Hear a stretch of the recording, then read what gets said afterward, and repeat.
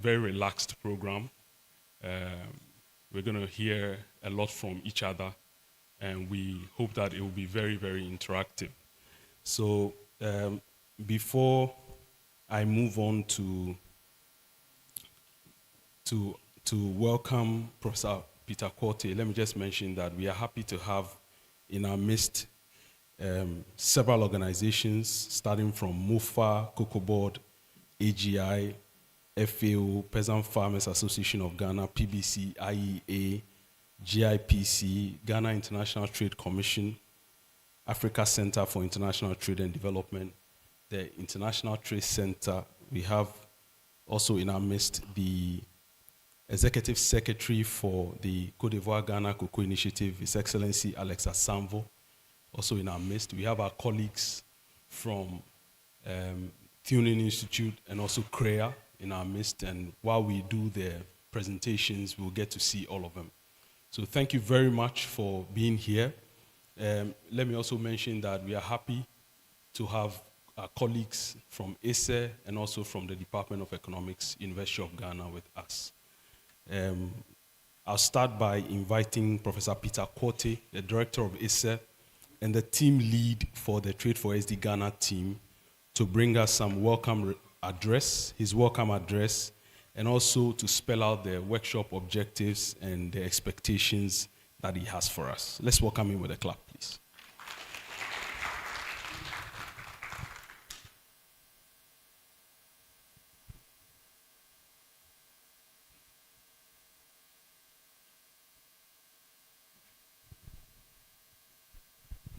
Thank you very much, our official MC, Ralph. Good morning to you all. Oh, you don't seem happy this morning. I said good morning. Thank you. Distinguished guests, let me, as usual, say, as we say in Ghana, all protocol duly observed. So distinguished guests, esteemed speakers, and participants, I warmly welcome you today to the Trade for Sustainable Development Project. Trade4Sd, as the acronym stands, is a EU Horizon 2020 project that stands for fostering the positive linkages between trade and sustainable development. The University of Ghana is one of the 13 partners in the project consortium. The research journey started about 4 years ago, and today we have some interesting research outcomes to share with you. I must add that on the 28th of April, the project consortium had a similar dissemination workshop in Brussels, which was well received by stakeholders, including representatives from the European Commission. Some of the consortium members are here today. We have Martin, who flew all the way from Germany. Then we have Federica Jr., who came from Rome, and Sarah as well, who also came from Rome. We warmly welcome you to Ghana. We say Akwaba. So when you go out there and somebody says Akwaba, it means you're welcome. Our members of the team are also here, the Ghana team.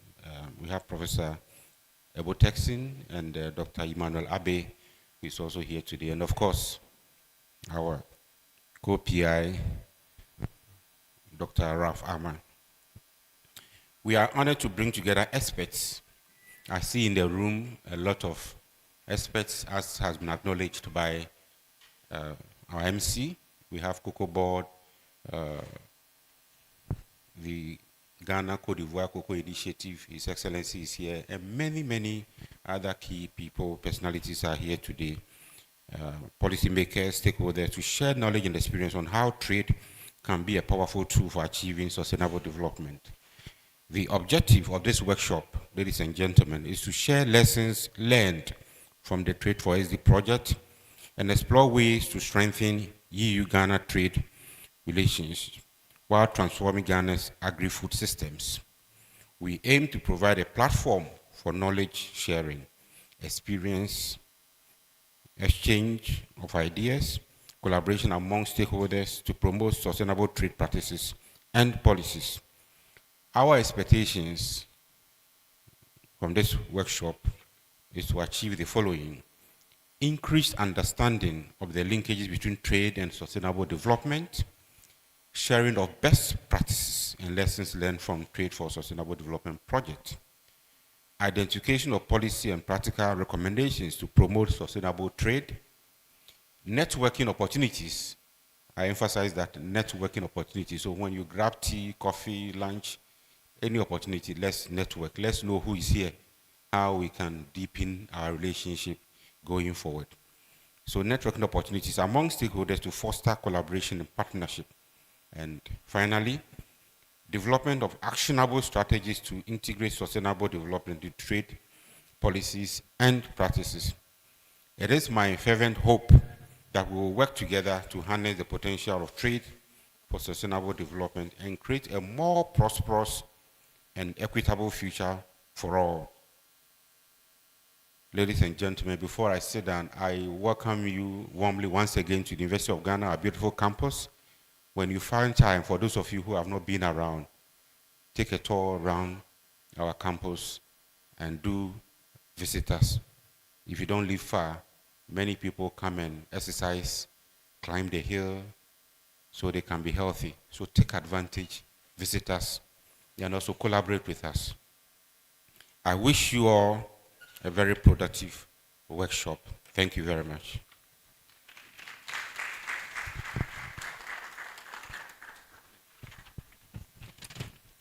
Thank you, Professor Korte. Let's clap for him as he takes his seat. Just to also say that we have in our midst cashew processors, cocoa farmers, and as we move on, we'll be introducing some more people. At this point, we'd like to invite Professor Festus Ebo-Texin. He is the co-lead for the Trade4Sd Ghana team. He would give us some remarks on the work that was done by the University of Ghana team. Let's welcome Professor Festus Ebo-Texin, please.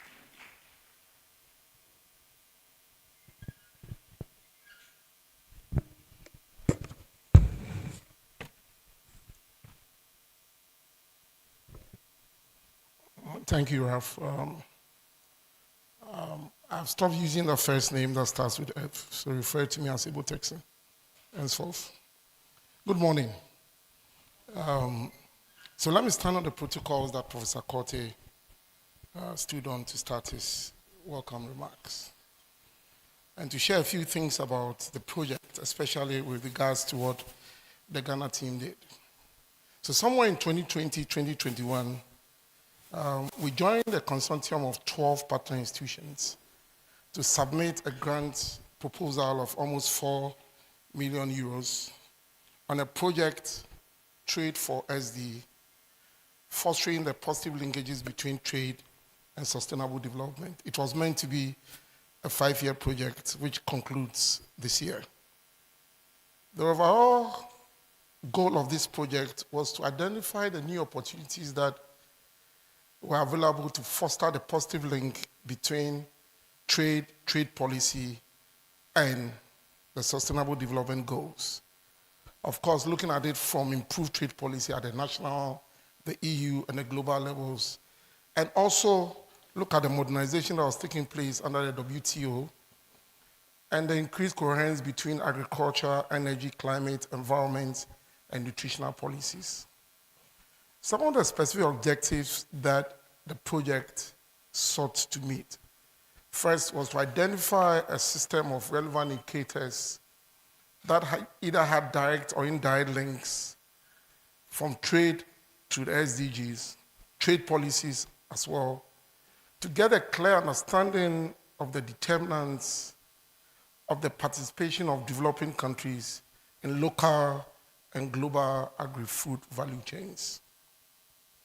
It was also meant to provide a structured review of how the SDGs were currently included in the trade rules by analyzing the role of the WTO and the EU bilateral trade agreements to identify gaps and to bring out the best practices.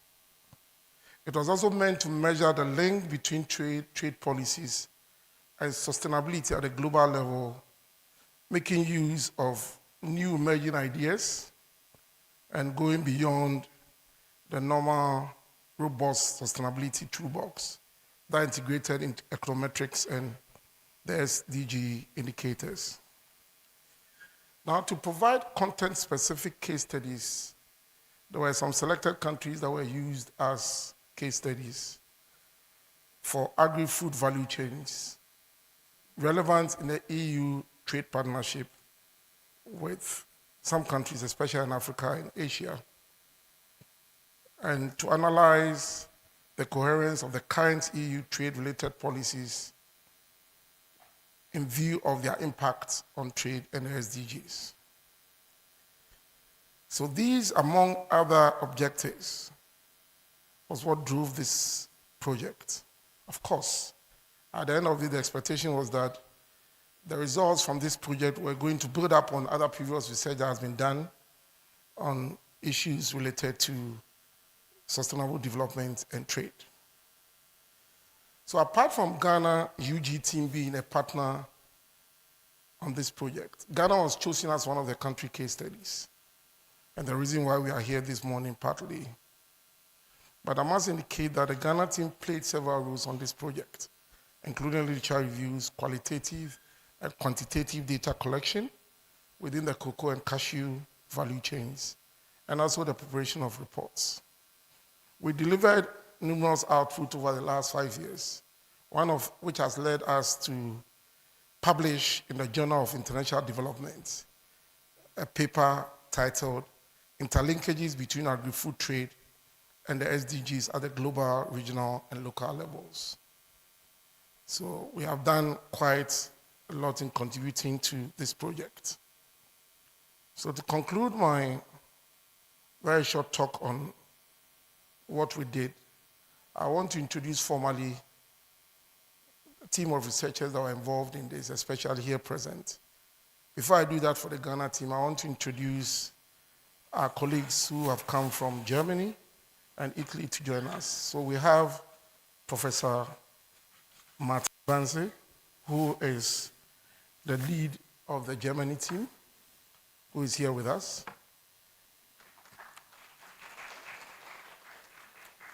And then also have Sarah Romano, also from the National Council for Agriculture and Economic Research in Rome, Italy.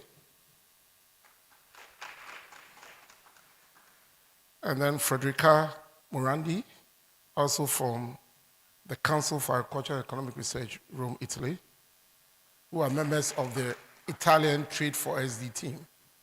And of course, my Ghana team, made up of the lead, Professor Peter Corte, the director of ISE, Dr. Raf Amma, also of ISE, who was also a member of the team, Dr. Emmanuel Abe, of the Economics Department, also a member of the team, and then Dr. Mawenyaga Butu, a research fellow at ISE, also a member of the team. Thank you.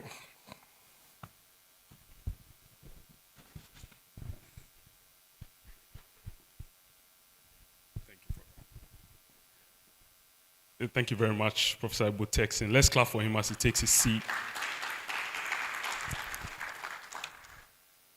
Thank you very much. So at this point, we're going to receive some remarks from Professor Martin Banse. He's the director, Tuning Institute of Market Analysis in Germany. And as was said by Professor Ibu-Texin, he's the lead for the German team. Let's welcome him as he gives us his keynote remarks on the project and what we've done so far globally with the consortium. Let's clap for him as he comes.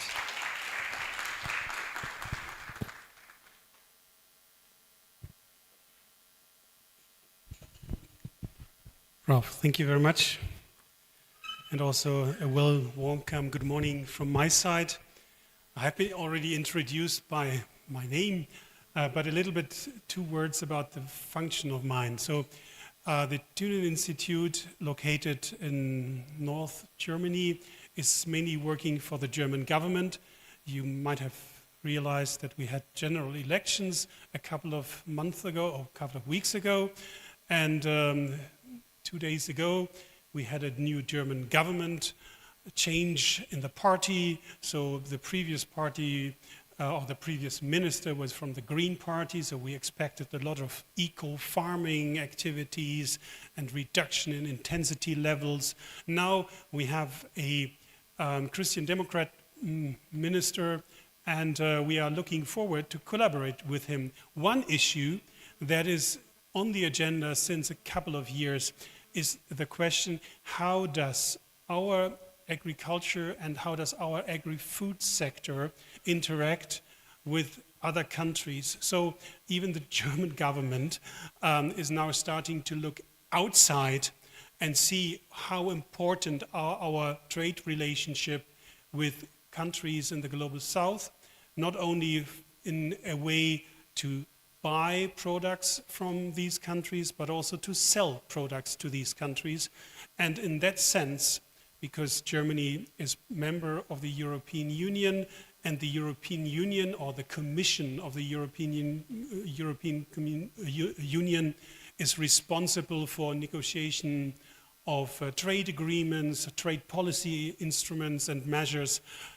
This part is very important, and it's my honor and pleasure to work on this subject together with the team from various countries. So I call myself the work package 3 leader in Trade4Sd, due to the fact that in this group we had a lot of modeling activities looking at different areas and aspects of sustainability. So from that point of view, it's also my pleasure to send a very, very warm welcome from my colleague Attila Jambor, who is the coordinator of the Trade4Sd consortium. Attila is based in Budapest in Hungary, and so together these slides I show now are mainly his slides, or our slides, so to say, where we talk about the understanding, the linkages between trade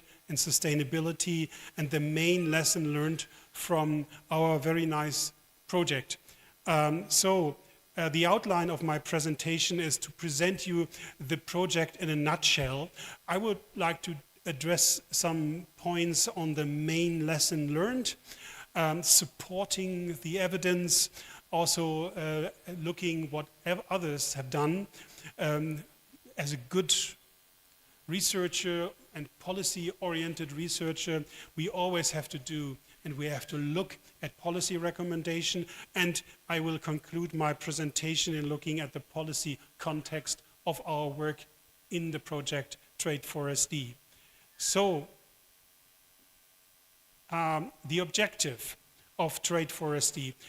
We are asked, or our main or first objective in the work package 1 is to provide a framework behind trade and sustainability linkages. It's not that clear and not that obvious how trade and sustainability, looking at the economic aspect, the social aspect, and the environmental aspects, are interlinked and connected with trade. To provide a structural review of how SDGs are currently included in trade rules, so this is part of work package 2, to measure the links between trade policy and sustainability by elaborating a new and robust toolbox integrating econometrics and SDG indicators. That was our part in work package 3, running and using, further developing economic models, looking at the 3 pillars, so to say, of sustainability, to provide context-specific case studies of selected agri-food value chain in relevant EU trade partners in Asia, here Vietnam, and Africa, here now in Ghana. So, and I've been involved in so many EU projects where partners from outside Europe played an important role, but we never worked together as full partners from countries like Vietnam or Ghana. And at that moment in time, thank you very much, Peter, for you and your team to contribute also to the benefits and to the success of this project.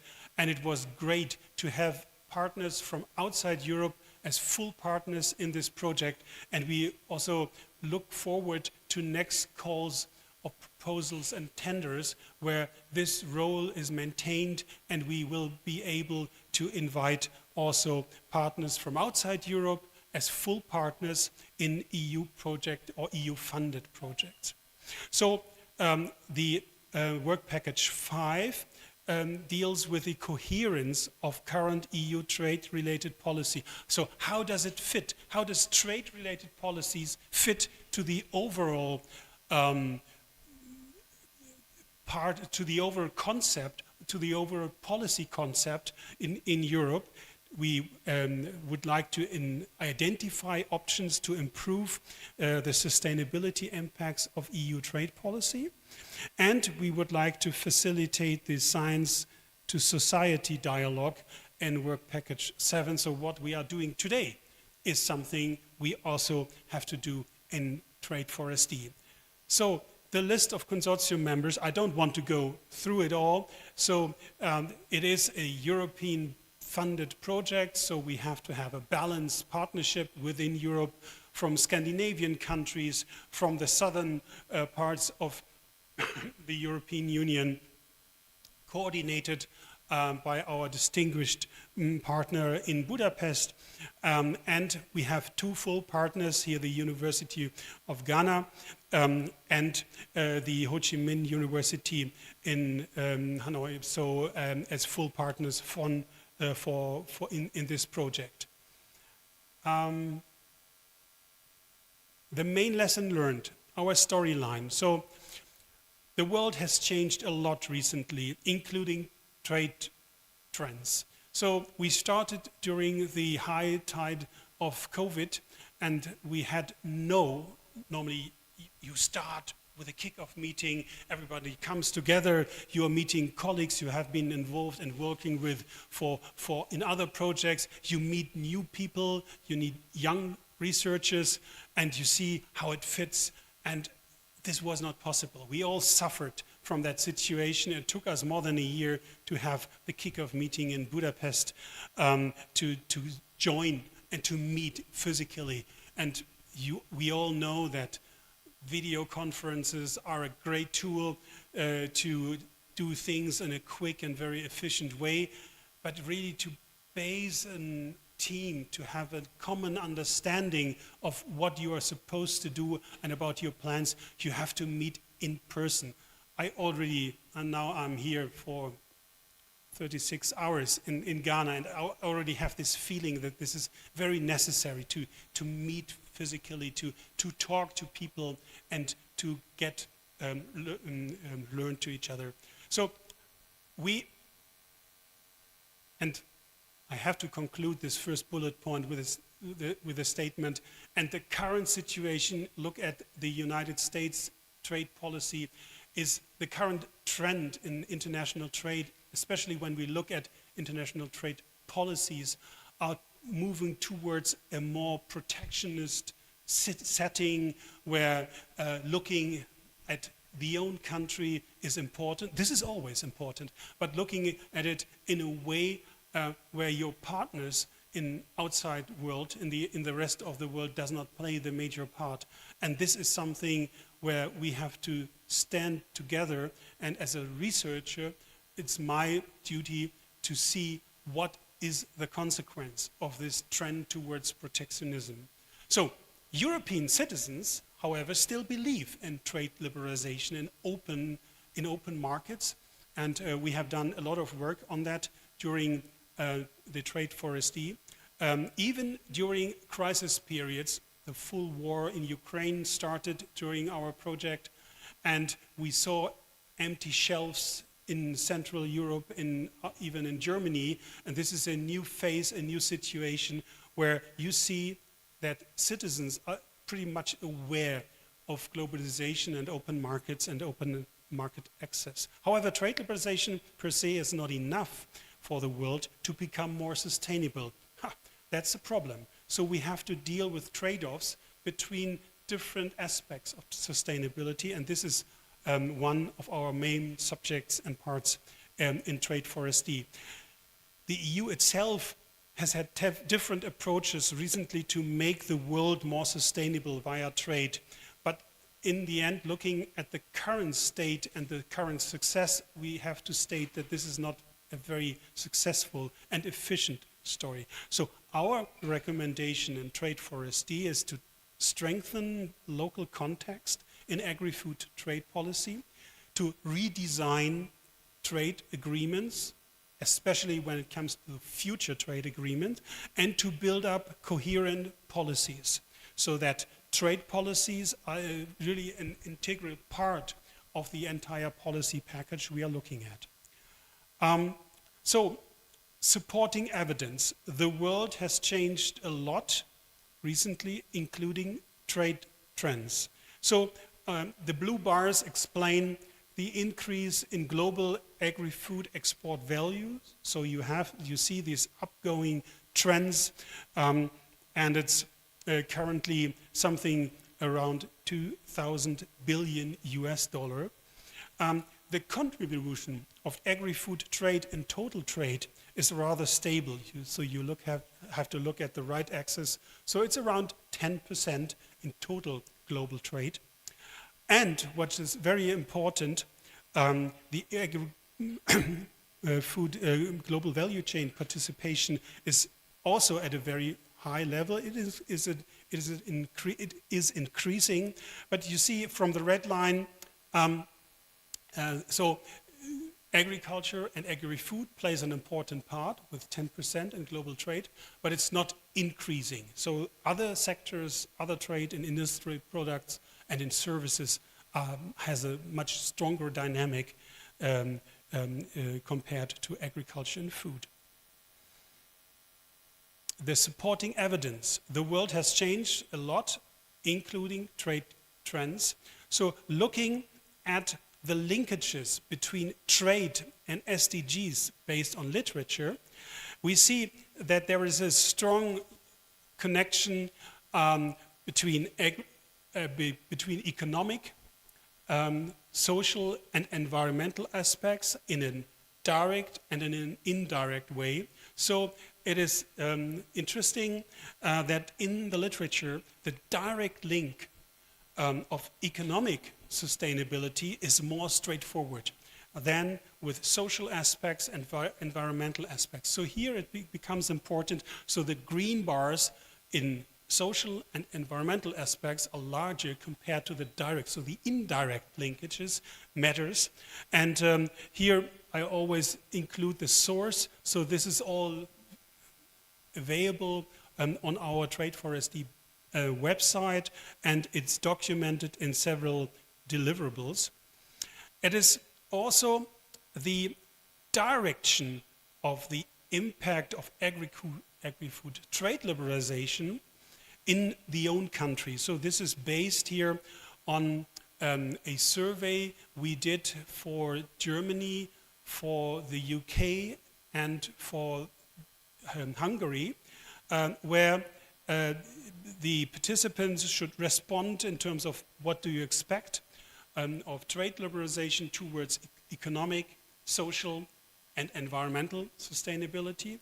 And for all respondents had a similar aspect. So the positive dominates, the positive impact. However, for social sustainability and environmental sustainability, around 1/3 indicated that there are also negative connections between trade liberalization and sustainability aspects.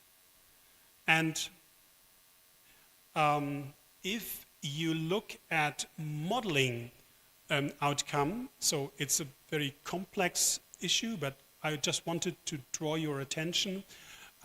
So will trade liberalization support the availability of food in different areas? You see that under different circumstances, so the change here on the left-hand axis indicates the change in food availability. We have done that with the FAO-based model Cosimo, and so you see in the first scenario, in the red one, that the trade liberalization per se has no strong impact on availability in different areas of the world. But if you combine policies of trade liberalization with restriction in land use, this is the dark blue part here, the scenario AC, you see that the availability of food in different areas of the world might decline if you combine trade liberalization with restriction on land use. Here, this is what we have analyzed, and then food availability could decline under such a scenario. So be aware that per se trade liberalization might have also negative impacts. So this is a very complex issue, a very complex graph, and my colleagues in Warsaw who did this analysis in terms of what is the connection between trade liberalization and environmental aspects of sustainability did a lot of scenarios. You see, I thought of, should I show this here? But in principle, if you run all these scenarios where you combine trade liberalization with different CO2 policies or environmental policies, and you combine that and you connect that only with the agriculture and food sector, you end up in no real outcome and no real benefit in improving. So if you combine trade liberalization with environmental policies, you shouldn't focus only on agriculture and food sector, but you should include all sectors. So therefore, in these first, let's say, 12 scenarios, or an outcome of different scenarios, and looking at 2024 and 2040, there is hardly any big differences. But if the last two, if you look at scenarios where you include all activities in an economy with trade policy liberalization and environmental policies, emissions could go down significantly if you combine it, but however, not taking only agriculture on board, but also other sectors. The EU has different approaches recently to make the world more sustainable via trade, but wasn't very much efficient.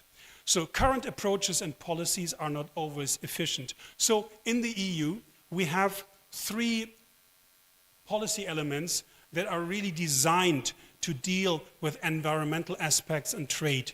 I start from the lowest point. So deforestation regulation, the EUDR, has a potential to shift. So we restrict forestry, deforestation in different areas in the world via trade and trade policy measures. So deforestation is part of a trade regime or a trade agreement, but that will lead to a shift in trade flows to other regions outside Europe. So you have a redirection in trade, but the environment in different countries are still harmed. So the CBAM, carbon border adjustment measures, is very, very complex to implement, and the carbon calculation hinders the effectiveness. And also the middle part, so the evidence on inefficiency is clear under the current policy regime, and the big question is what to do. So if you look at SDGs and positive and negative outcome of trade on SDGs, you see, if you look at the literature, and we all know these 17 SDGs, it has both ends.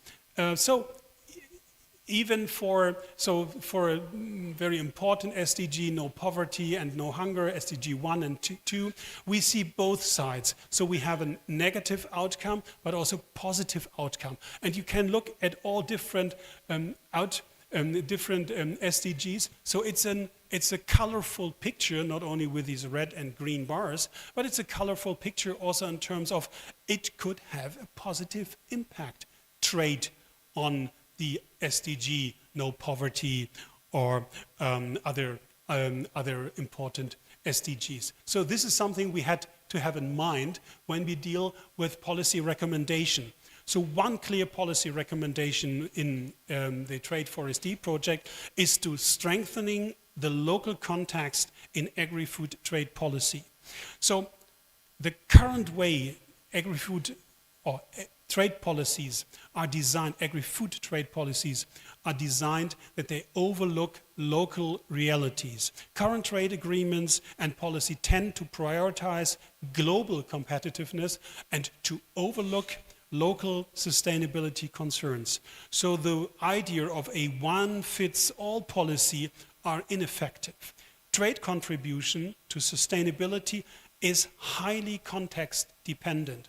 And this is something also my colleagues from Italy will draw on. And this is a very important part. And this is a part where you, as people from Ghana dealing with trade policies, are important to have a hand on and to point at those at the local reality and the localized sustainability concerns, because this is a very, very important outcome. So the localization strengthens the resilience and the inclusivity. So the more intensive consultation and co-creation is needed with local stakeholders to increase the efficiency of trade agreement, and is very incentive that the EU prioritize comprehensive training programs and technical assistance when it comes to the implementation of different policy measures where environmental and social aspects are connected with trade policies. So this is a very strong recommendation. We also, Peter already mentioned our central, our meeting in Brussels, where we really nailed the participants from the EU Commission on this issue. So future agreements must explicitly include trade and sustainability provisions. So we should implement an SDG proofing. I know this is very difficult. It requires indicators that are difficult to measure, but we should work on that. It will take a long time to this SDG proofing, but I don't see any point to avoid this way. We should look and focus, when we look at trade agreements, on the entire value chain and not only at one part of the value chain. And future trade agreements must need more follow-up on the implementation. So it's not only good to sign, and I mean, we all have to celebrate the success of a trade agreement, but it's more. So the implementation needs more follow-up activities, and it's not only to sign it, but also to successfully implement these kind of agreements. So, building coherent policies, I will rush over this a little bit, but because this is more an internal EU, but maybe also an internal problem in your countries, where you need coordination within a region or within a country to increase the policy coherence in terms of trade and sustainability. Not that one foot is on the accelerator and the other is on the brake, so you do not end in a success. And what needs to implement this? So we need to coordinated actions across different aspects of policies, and not looking at this ivory tower approach where researchers come out and do a policy recommendation that deals with very, very specific aspects, not looking at the consequences to other aspects of policy. So, within the European Union, we have various statements, reports, and activities. Here is just an overview of the main 6 elements. So we have a strategic dialogue on the future of agriculture in the upper right corner. We have the Green Deal announced and implemented since December 2019. We have different guidelines and reports, and the most recent part is the vision for food and agriculture, announced in February this year. So if you look at the different aspects of these reports and of these strategies, you always see that trade policy and the elements we have mentioned are already mentioned in these reports and in these strategies, in the different of these 6 elements, but we have to realize that this is statements, this is strategies, so it is also required to implement that in these policy recommendation and in this in these statements. To summarize my presentation here in terms of lesson learned and conclusions, so we see as researchers a learning process on the EU side. So when we look at the redesigning of regional trade agreements, there is a clear statement taking on board local realities. So it is clear also that there is a more coordination needed to increase policy coherence in terms of trade and sustainability. And what is the role of partner countries? So what is needed being better prepared in a world of increased protectionism? And this is the point I have already mentioned in my presentation in terms of domestic policy reforms. So here in Ghana or in other countries, you have to, if you run trade agreements or negotiation and trade agreements with other regions, not only with the European Union, but with other countries, you have to look at the side effects of policies if you want to increase agriculture, or if you want to bring agriculture food trade to a higher level in terms of sustainability. And if you look at the domestic set of policies, you are also in terms of a better position in negotiation, future trade agreements, and that's the big point. So if you would like to understand and have a better idea of what we have done in Trade4Sd, so visit our website. We are also visible on Facebook and on LinkedIn. Here are the URLs, and I'm also looking forward to discuss and to answer and address questions if you have any. Thank you very much.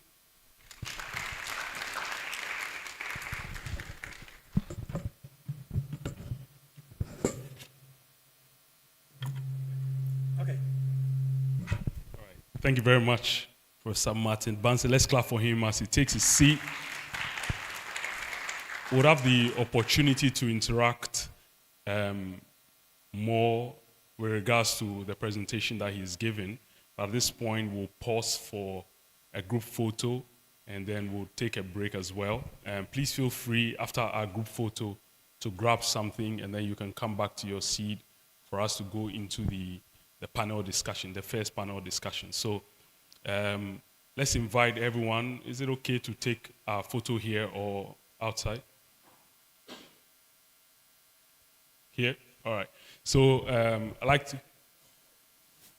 Yeah, okay. All right. So we'll go through this door and take our pictures on the steps outside.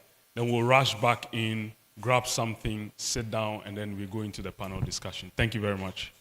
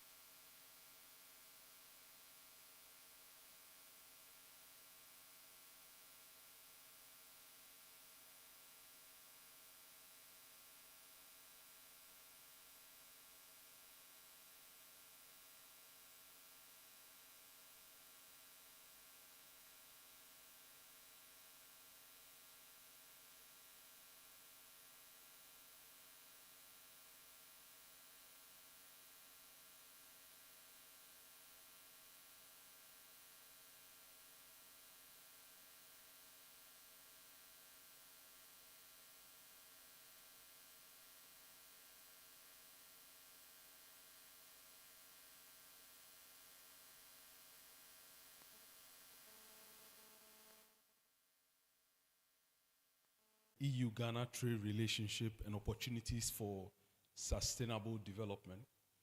They'll be looking at the current state, future challenges for more sustainable oriented agri-food trade. And to moderate this session, we have Mrs. Teria Ejako-Kwatin. And something brief about her: she is a development practitioner with 20 plus years of diverse experience across private, public, and non-profit sectors in multiple African countries, delivering innovative solutions in sustainable rural development, education, and women's empowerment. She asked me to keep it short, so I would say she's also the technical manager for the Côte d'Ivoire Ghana Cocoa Initiative.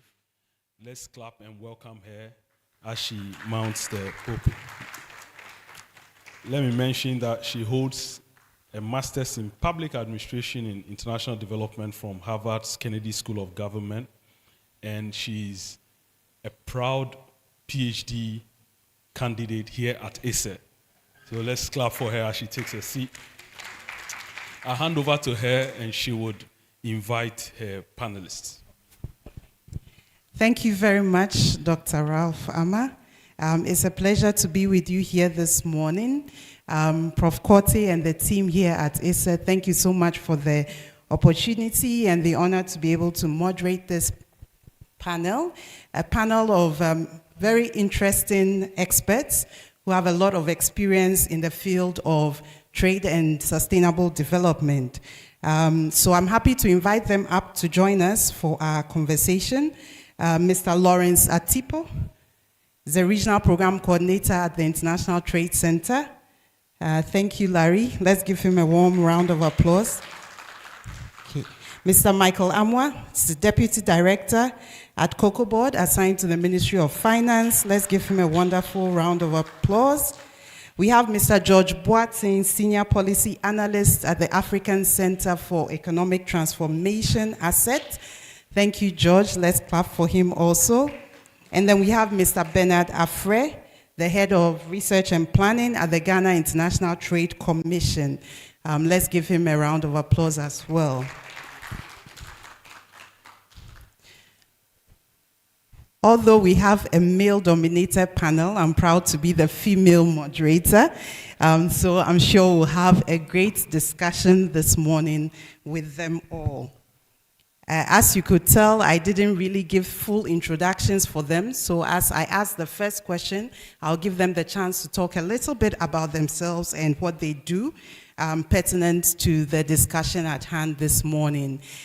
We hope that by the end of the panel discussion, you would have a lot more insight on some of the challenges and opportunities that are evident within the EU-Ghana trade relationship that we have currently, and be able to also draw up some practical examples of the linkages that exist and how the trade relationship can be leveraged for us to be able to deepen sustainable development here in Ghana. We'll spend about 45 minutes or so for the discussion and then open up for some questions from the audience as well. And so I implore you to keep your responses a little bit short so we can get through all the interesting things that we need to talk about this morning. So I'll start with George here and Bernard as well. So starting with George and then Bernard, I believe you have microphones close to you. The first question that we want to really look at is what's the current state of the EU-Ghana trade relationship? And as you talk a little bit about that, you can highlight one or two key challenges and opportunities that, from your perspective, you see for Ghana's agri-food sector. So we'll start with George and then Bernard. Also, just introduce yourself a bit before you begin your responses. Thank you. Thank you very much, and for the kind context. And thank you very much as well to Professor Korte and also the Trade4 Development for constituting this very important conference. My name is George Boateng and I work for the African Center for Economic Transformation. It's an economic policy think tank headquartered in Accra, Ghana. I'm a senior policy analyst at the center. I work in development microeconomics, trade, skills development, regional value chains, agriculture. And recently, I'm coordinating or a technical coordinator for the Green Industrial Transformation Program at ASSET. So, the EPS is quite a very interesting agreement. We all know that Ghana has signed on to an interim agreement with the EU, which was signed somewhere in 2016, but was really put in force in 2021. And this agreement is a two-way agreement. It's reciprocal. What it means is that Ghana has opened its markets, some of its markets to the EU, and the EU has also fully liberalized its markets to the Ghanaian exports. At the moment, I believe 50%, by the end of this year, Ghana is supposed to open up 50% of its markets to the Europeans. And then by 2029, Ghana is supposed to fully open up to its markets to the EU imports. That's 4 years from now. So let me put some numbers to it. As of 2023, we are looking at bilateral trade between Ghana and the EU standing at around $6 billion. 43% of that is value that is coming to Ghana. That means 43% of that is the products that Ghana has exported to the EU. And 57% of that value is the product that the EU has exported to Ghana. And when you look at the breakdown in those, the export basket, mostly what the Ghanaian side is doing is primary commodities, as usual, gold, cocoa, rubber, wood products, and then some, of course, some fruits and tuna as well. But they are mostly in a primary product. That also explains why our value is also a bit lower than what the EU is doing, because the EU is exporting machinery, it's exporting pharmaceuticals, and so on. These are high value added products. So, we have just opened up, we have to also be certain that we have just opened up 50% of our market to them. But they are exporting to us very high value products. So the first challenge really is that we are looking at is how our industry is going to compete now, and also looking at the future when we open up fully to the EU market. But then I want to start from the opportunities. This is a good opportunity for us to diversify our economy, move into higher value export products instead of the extractive models that we are doing. It's not their fault that they are bringing high value goods to us. We have to be able to compete and also diversify, move to export, move from the traditional exports to non-traditional exports, and then so that we are able to compete on this front. Also, there's the EU investment programs that is going to help us to, as it were, compete. And one of the most important programs, I think it's starting in 2024, is the Agri-Finance Initiative. That is just giving blended finance to SMEs or smallholders so that we can de-risk finance in those areas. And it's quite important. I want to move to the challenges quickly because I'm taking a lot of time. We are unable to meet the standards that the EU is setting. And most of the producers that are here, especially the horticulture people, will tell you that sometimes their produce are banned because they are not able to meet the EU maximum residue limits. And one key interesting aspect is the deforestation regulation that is scheduled to come into force by 2025. What it basically means is that we have to show that our products are not causing deforestation. And this is something that I think will be very critical, especially if we are struggling as a country to even pass, to even revoke the LI 2462, which is trying to ban mining in forest reserve. This should be something very easy.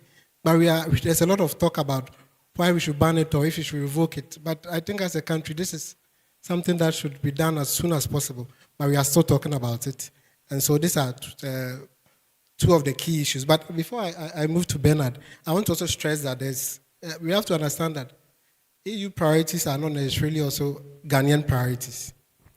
For me, when I look at the Green New Deal, or let's say issues like the Corporate Sustainability Directive, also the Deforestation Directive, these are mostly unilateral.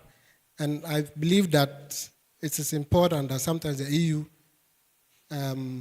what do I call it? The EU engages their partners before they send these unilateral agreements away.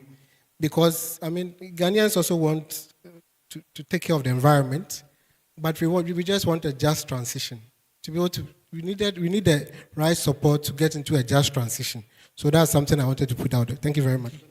Thank you very much, George. So let's hear also from Bernard, and I'm sure as the conversation goes on, we'll talk a lot more about the EUDR and some of the other legislation. So Bernard, please go ahead. Good morning, everyone, and thank you for hosting me. My name is Bernard Menu Afre from the Ghana International Trade Commission.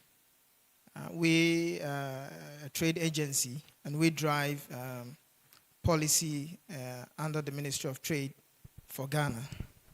I must say that in terms of the interim EPA, that is the Economic Partnership Agreement, the ministry obviously played a very critical role. And yes, because of the issues of some tariff lines which needed to be sorted out when the agreement was signed in 2016, and even ratified by Ghana, it took several years, about 5 years before 2021, for the full implementation. And even at that, the whole agreement appreciated the fact that EU, 27 countries, and Ghana, a small market. And so it's a kind of an asymmetric relationship which we have at the moment. And I have participated in some of these engagements where the EU have sent in technical experts to provide support to industry and the rest. Now, in opening up our markets, we have the duty-free, quota-free, full access to the EU market, but the agreement is looking at about 80% of our market.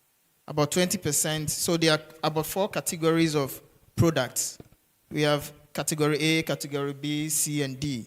The D is basically excluded and includes products like fish and others, which are very sensitive sectors. So much as we have a very long-standing relationship with the EU, we recognize that we need these sectors also to thrive because of the number of people which it serves and the constituency of value chain that you can just assume. So touching on the opportunities, well, as I earlier said, 27 countries, over 400 million people in the EU. Yes, you have enhanced market access. You can go in there and then you can literally, you have all the space to do whatever. But there's a challenge, and over the years, we've observed that our exporters, even identifying the partners to market their goods to becomes a problem. We have the traditional markets like Netherlands, and I've been privileged to be there, and you find that chocolates, the cocoa beans and all that, I mean, from the 1900s, we all know it will be going to Netherlands. It will be going to this country. But the ones which we are now adding value, the non-traditional ones, that's now the problem. Although we are doing well with pineapples, we are doing well with mangoes, and but still identifying the real partners to let us fully leverage on this partnership is becoming a very difficult thing. Although a sister agency, which is the Export Promotion Authority, is working aggressively towards that. Now the challenges, and I'm sure maybe this is an opener, so maybe I can have further bite on that. The challenges are myriad.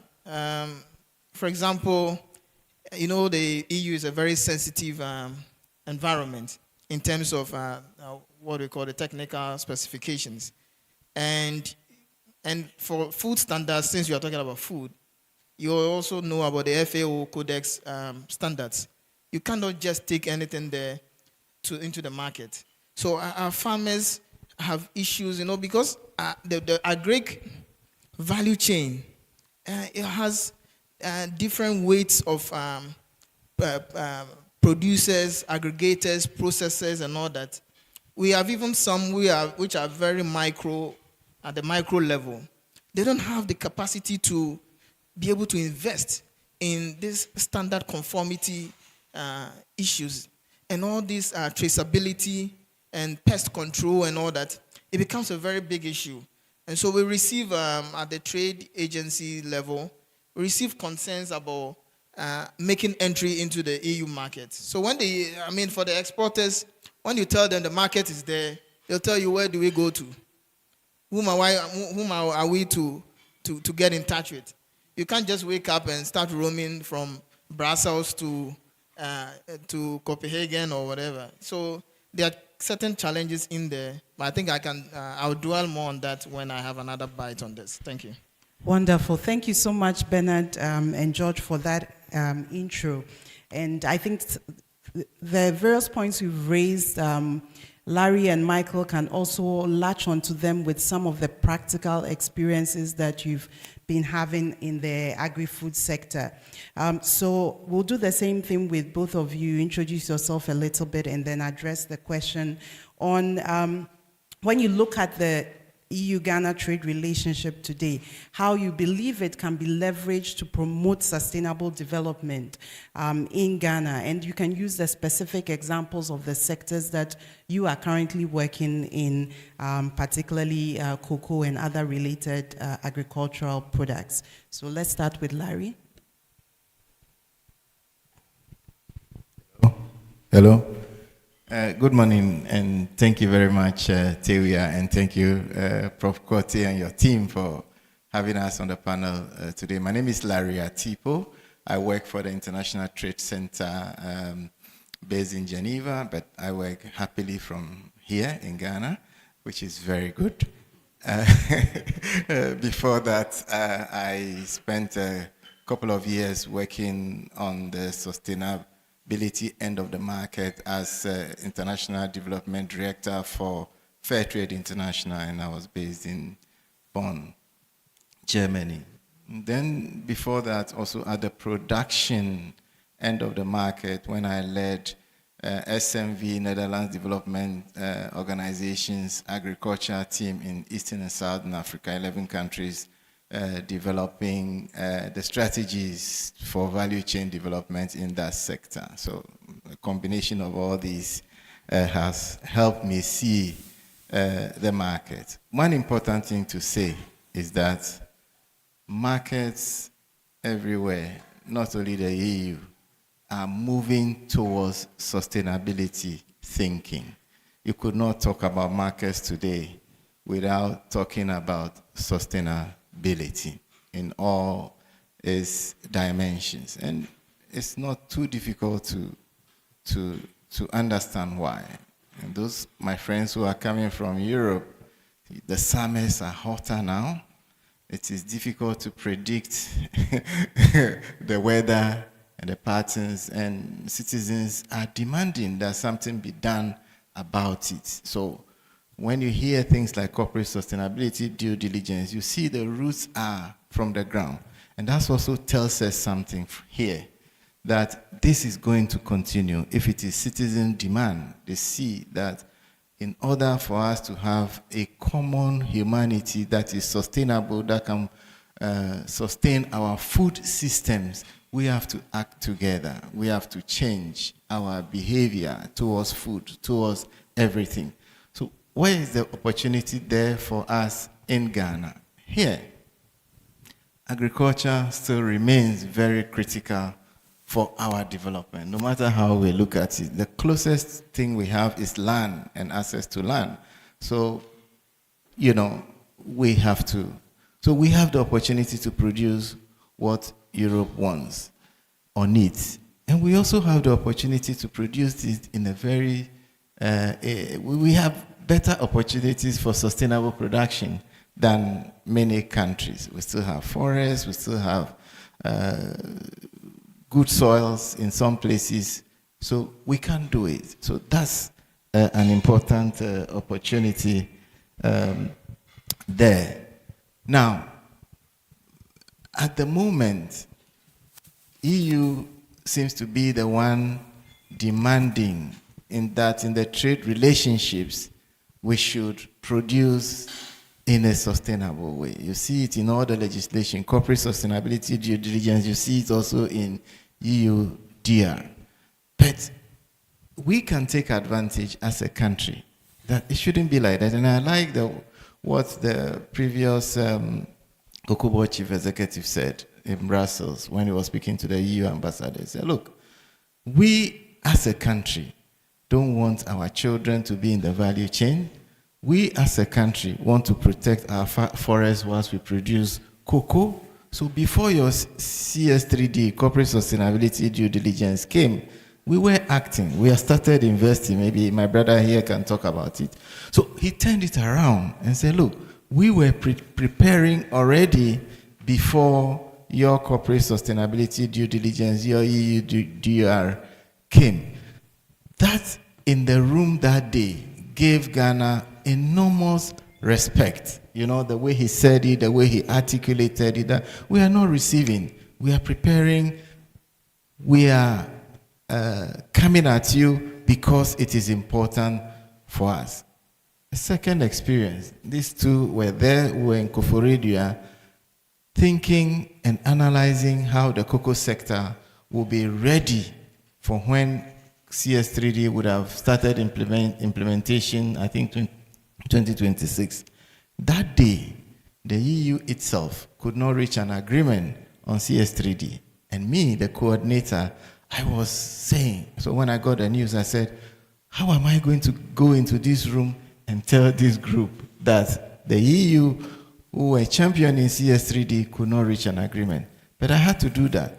But when I did that, I was surprised about the reaction around the table of cocoa stakeholders. They said, Larry, don't worry. We will continue with the planning. 2 days more, we will be here. Because we need it more than the EU. We need it more than any other country because it's about us. It's about own sustainability. So it is important that as a country, we turn this around and use these tools to say to people, come on here, we are ready. We are ready to play as part of a common, play as part of a market that is thinking sustainably, because if we don't do it, our products won't go anywhere. Thank you. Michael, yes. Thank you, Teria. Thank you, Prof. Korte and the team for having me here. I think a lot has been said. I will start with the economic benefits of the EPA. Then I'll move on to other issues and deep dive into the EUDI a bit. We all know, we say Ghana is cocoa, cocoa is Ghana. So we know the importance of cocoa to the Ghanaian economy. So having quota-free and duty-free access to the EU big market like that definitely is a positive news for our trade balance and our ability to be able to stabilize our currency, which is the cedi, and its ripple effect on the rural economy. So definitely there's some benefit in there for us. We export about 60% of our raw beans to EU. If you add the processed beans, we do about 70% to EU. So it's an important market when you have quota-free and duty-free access to such a market. As Larry said, if you look at the Green Deal, EU Green Deal, and the Farm to Fork strategy, which gave birth to the EUDI and CS3D, it offers an opportunity that we can leverage on to position ourselves in a way where we'll attract more market share of the EU. We believe that with system put in place, we should be able to move from 70% to about 80% of the market. Currently, we have put in systems, i.e. the Ghana Cocoa Traceability System, which will give us the geolocations, and the deforestation-related risk assessment model, which will give you the evidence of deforestation-free, and some aspect of legality. And then we have also done the child labor monitoring risk model. That gives us some evidence to be able to meet the EUDR requirement. With this unique, it's a national system, so it's assured that no smallholder farmer is excluded, which is unique compared to other countries where the smallholder farmer may be excluded, not because he's causing deforestation, but because he doesn't have evidence to prove his case, which is unfair. That is not the idea behind the EUDR. So we have put in some systems to be able to meet the requirements, and we can leverage on an opportunity there, can leverage on that, not only to increase our market share of the EU, but also use the system to de-risk cocoa farming and attract investment into cocoa farming, to de-risk cocoa farming and to deepen financial inclusion, access to credit. There are two main reasons why the financial sector doesn't see the cocoa sector as attractive. One, they don't even know the farmers. They don't have data on farmers in terms of productivity level, farm size. For a banker, you need to do credit-worthy analysis. Where are the figures to do credit-worthy analysis? So this system we put in place will give the banking sector that data, unique identification of the farmer. You're able to identify the farmer uniquely. You have access to his productivity data. You're able to do analysis to be able to know how much money a farmer can take. You are de-risking it. We are taking advantage of the system to meet the EUDR requirement, to deepen, to improve financial deepening within the cocoa sector, to promote agri insurance. The best form of agri insurance is yield index insurance. To do that, you need data on individual farms, yields of individual farms. This system gives us that opportunity. I also think that with the economic partnership agreement, there's some unique opportunity in terms of the machinery that we get from the EU. As we open our sector gradually to take to this investment, we are also able to take advantage of it to equip the small-scale chocolate manufacturers, artisanal chocolate manufacturers, to get the requisite skills and equipment to be able to produce to meet the EU market requirements, which are very strict. My friends mentioned them. They are very, very, especially the sanitary and phytosanitary aspect of it. They are very, very strict. So there's some potential there. In cocoa, we were exporting cocoa to Japan. Japan has a very strict requirement for chemical residue levels. What we did is to engage Japan, build their capacities in terms of training, build their capacity in terms of equipment to be able to do the testing. The same thing must be done with EU. How do we collaborate with EU to be able to know, understand the standard requirement, quality standard requirement, and phytosanitary requirement, and to be able to acquire equipment to be able to meet these requirements? If you're able to do that, we definitely will go a long way to realize the potential of the EPA. The other challenge, last one, that I want to hammer on is the cost of compliance. It costs so much to be able to meet these requirements, especially EUDR. It will cost not less than, for Ghana, not less than $60 million to be able to meet it. That is huge money, which could be used to develop the country. So it's expensive to be able to meet some of these requirements. Thank you.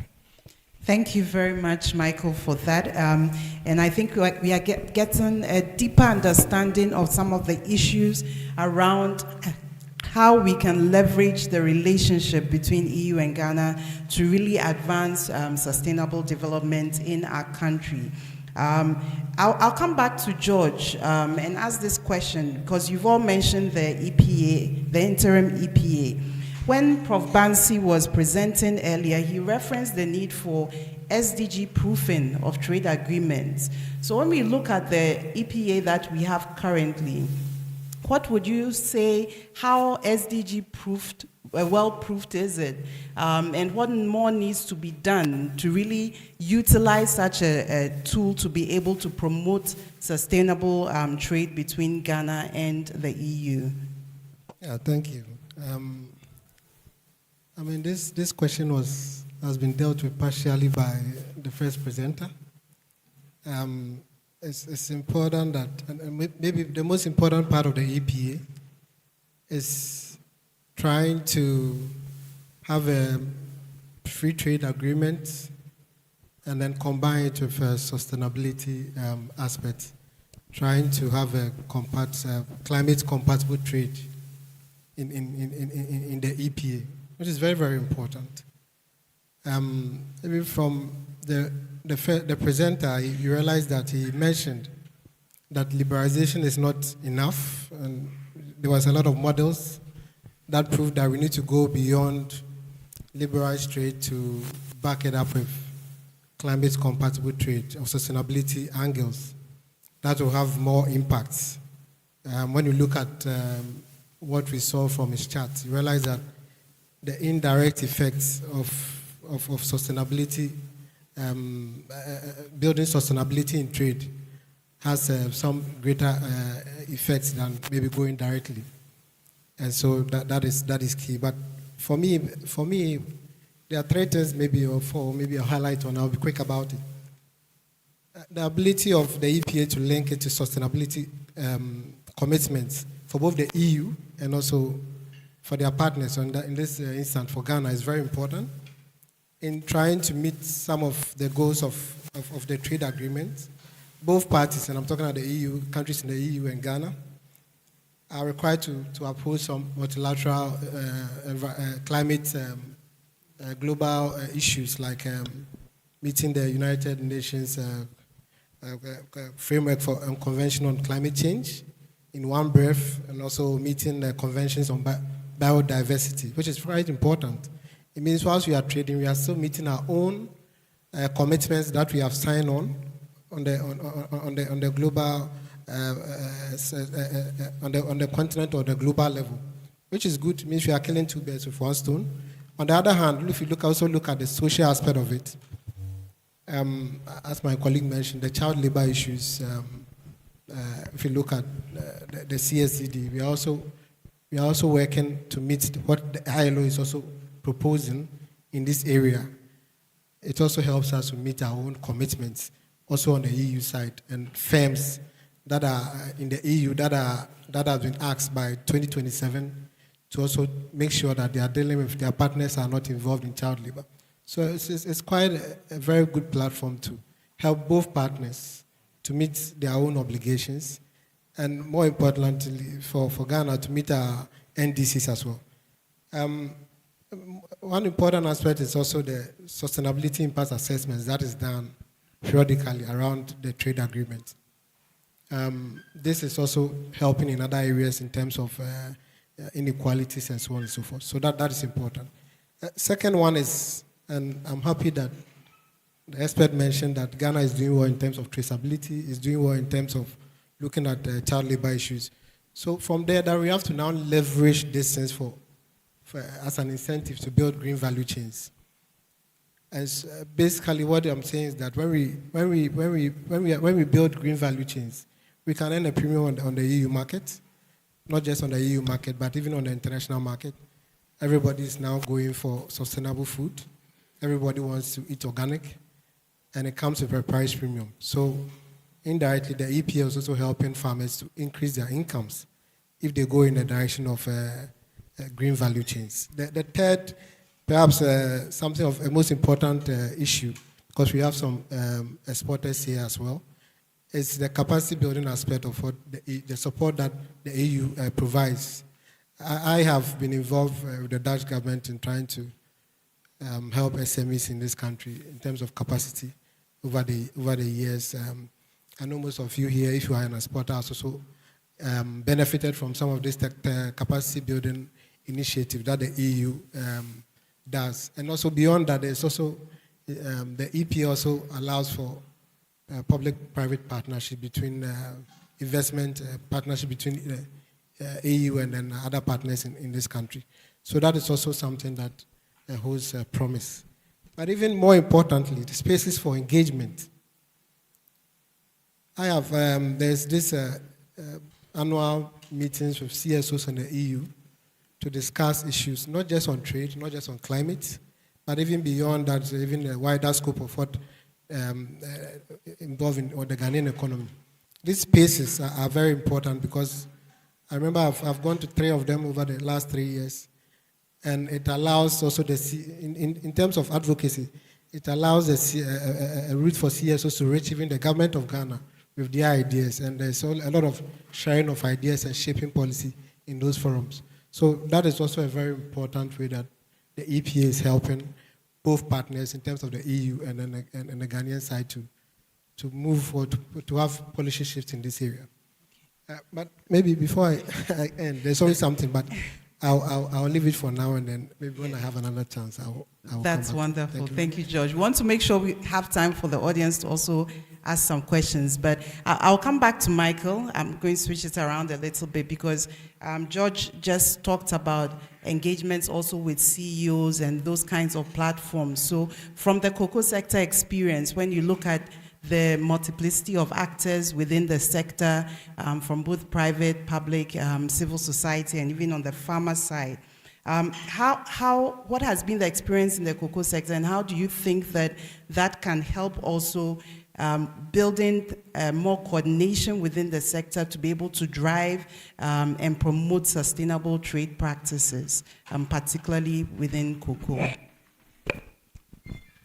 Thank you, Tibia. We have been engaging with all the stakeholders, including the private sector, CSOs, and the NGOs. For instance, with the legality aspect of EUDR, you know, the areas of laws are in the law, in the regulation, but we need to scope and get the specific laws that are in country. We did that with stakeholders with support from the European Forest Institute. We're able to identify the laws, we're able to identify evidence that you can give to support the laws. And it was done inclusively with all the partners available. We are currently doing some wonderful work with Larry and ITC on CS3D in terms of action plan to make sure that we are well prepared for the CS3D when it comes into implementation or into application. So there's a lot of engagement going on. Cocoa Board as a whole has the stakeholder engagement plan, and pretty soon we will launch the Ghana Cocoa Monitor, which is a platform for dialoguing with stakeholders and for coordinating projects in the sustainability sector. We notice that there are so many over-concentration of sustainability programs in one landscape. We want to make sure they spread out, so that sustainability is covered by all the landscape where we have cocoa growing. So it's ongoing, and it's going to be better with time, and we are going to take advantage of that to ensure we have an inclusive process in meeting the EU market requirement. Thank you. Great, thank you. And then I'll come to Larry and then end with Bernard and then open up for some questions. So Larry, earlier on when Bernard was speaking, he mentioned one of the key challenges around access to market and meeting standards and all of that. And we know in the ITC program, you've done quite a bit of work on that front. Maybe you can share a little bit with us, and then we'll come to Bernard to wrap up. Yeah, so I think it is because of the mandate of ITC. ITC exists to create opportunities for small, medium enterprises, cooperatives in developing countries to be able to play in the market, especially where under normal circumstances they don't have the capacity to. So we provide the tools, the data. So Bernard, I was just going to say that if you go into the ITC portal, which is free, it's public, there's a lot of information on who wants what across the globe. So what do you want? Cocoa, coffee, down to sometimes addresses of key buyers. So it will be good to familiarize with that. The other thing is this capacity. So right from the farmers to SMEs that are processing, they need capacity, they need information, they need a how-to of preparing to get into the market. We've had unfortunate situations, and some of them have been said here, where people produce, they process cocoa, put in a little bit of milk, source not properly disclosed or determined. It gets to the border in Europe, and then the regulations catch them there. It doesn't have to be like that, which is why our program, we design it to really target producers, processors at the root, give them the information, the key requirements, so that they can. And then, of course, bring in experts, capacity to let them know how to do this kind of thing, so that we prevent getting to the border. So to make also what my brother said, sustainability has a price, it has a cost, right? So the world wants sustainable products. The unfortunate thing is that sometimes, because of the power play, we leave the cost to the small producer in developing countries who are already struggling against all odds, climate, whatever. So that becomes an additional cost. And that is where it becomes difficult. They become quite unwilling, or they try to look for alternatives or cheaper ways of doing that. So we have to come to the realization that we cannot have sustainability without paying the price. Is the European chocolate consumer willing to pay a little more so that the farmer can invest in other ways than using their children to farm? I think that is the question that we have to grapple with on a global stage, if this sustainability has to work, and if we don't have to leave any part of the value chain behind. Thank you. So Bernard, let's wrap up with you from the perspective of GITC, the Ministry of Trade. When you look at the overall EU-Ghana trade relationship and looking at how we utilize this to promote sustainable development, what do you see we've mentioned a few challenges already, but what do you see are the future opportunities, and if any, still future challenges, and how they can be addressed for us to really take advantage of this relationship and move things forward? Okay, so thank you. And I must say that just to flowing from what Mr. Tipo said, I appreciate what so many institutions are doing. I know the ITC, I'm familiar with what they're doing in terms of promoting trade facilitation and all that is involved. But I was highlighting on the micro level where when you talk about data, they get scared.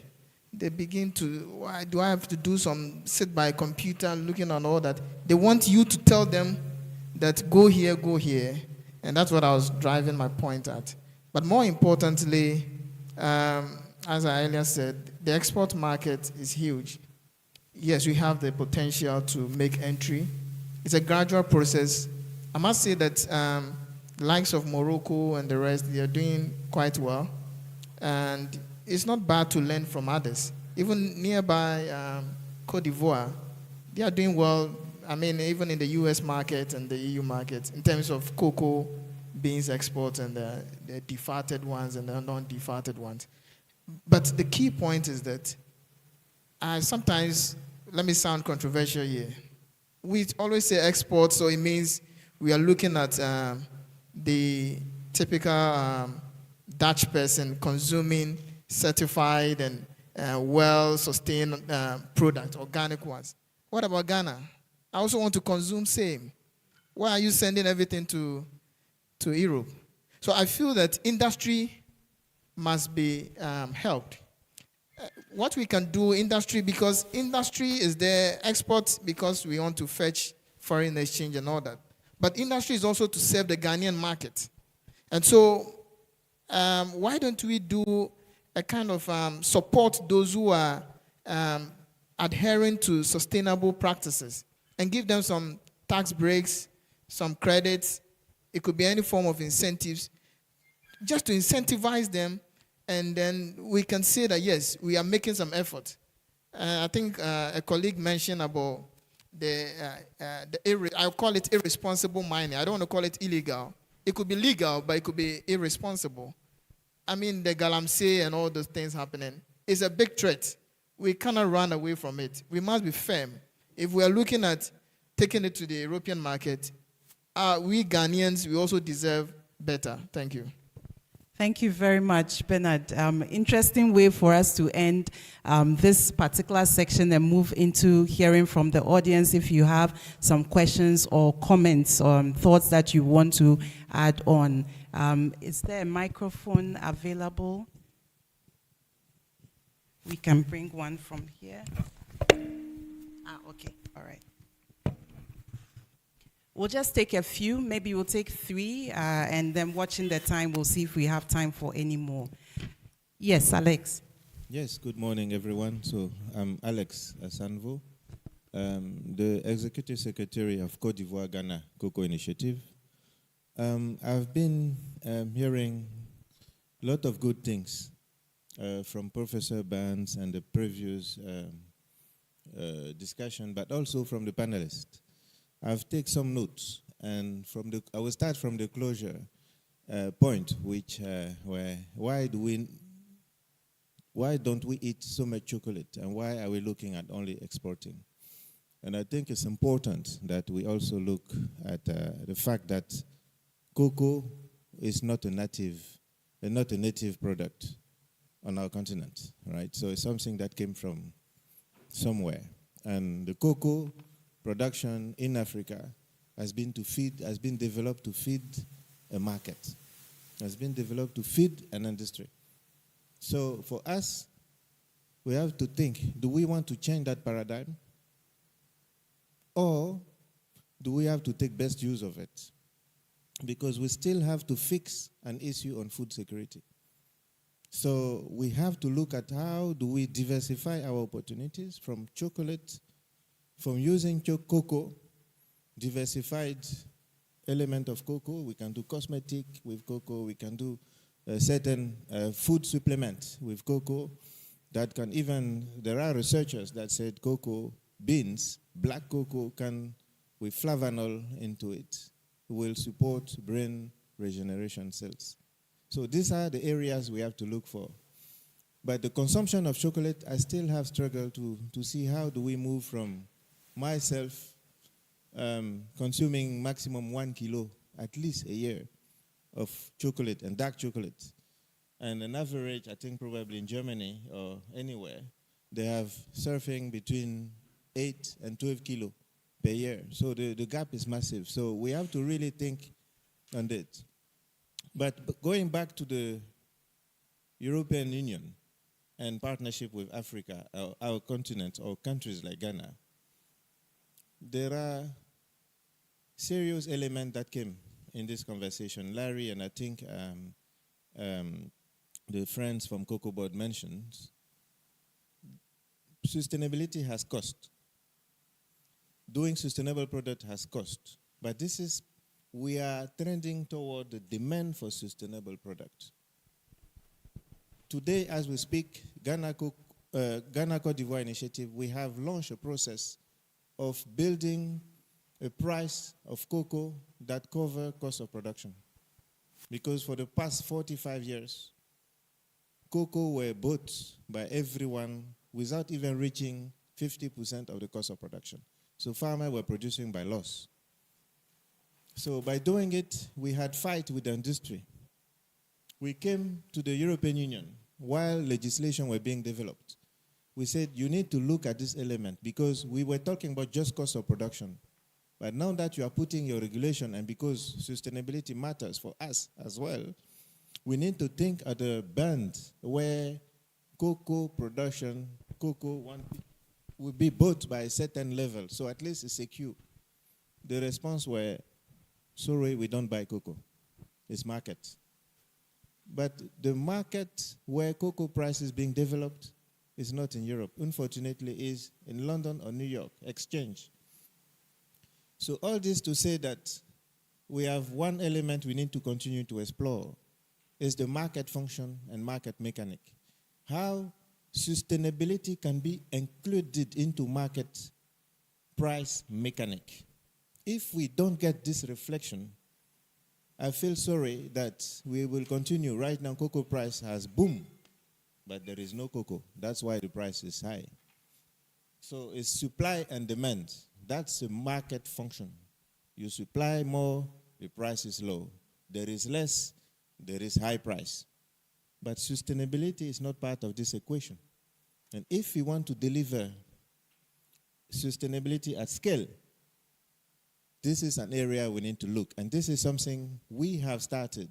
And we have seen the difficulties, but there's still opportunity to look, because level playing field, industry will only do if this is level playing field. If it's not, the market will continue to play. So just wanted to add this reflection into the conversation, to add to the elements said. Thank you. Thank you. Thank you very much for that. We will take additional. Yes, there's one here. Thank you, Mrs. Tewia. I think, I don't know your names. One of you were talking about where cocoa has passed the test of sustainability and other things, I think, through Cocoa Board. This particular workshop is about cocoa and cashew. And I haven't seen anybody talking about cashew. Neither all the panelists, none of them have talked about cashew. So cashew, because EU don't import raw cashew nut, generally, it's Asia that does it. Is there anything the organizations in the government side and the whatever developmental agencies are doing to also help the cashew sector to qualify for this sustainability issue? Because I'm a processor. They are importing processed cashew, but not raw cashew nut. In this case, I will be the only person who has to fight to be able to qualify the cashew for the sustainability. And before you get it, you need to pass through the data gathering and other traceability. So I'm going to bear the traceability to be able to gather information to fight for the sustainability. That is my question to the officers up there. Thank you very much for that. We'll take one last question. Okay. Okay, you have the mic already. Okay. So is there any other, just to check? All right, then Nana, please go ahead. Sustainability has, like my brother said, cocoa is doing quite well. I see it more at the primary stage, but when it comes to finished products like the chocolate, how to get certified chocolate into the EU market is very challenging, very tough. I'm yet to find any chocolate factory or chocolatier here who's able to send certified chocolate into the EU market. I don't know whether the certification is something that resembles protectionism, as my professor said.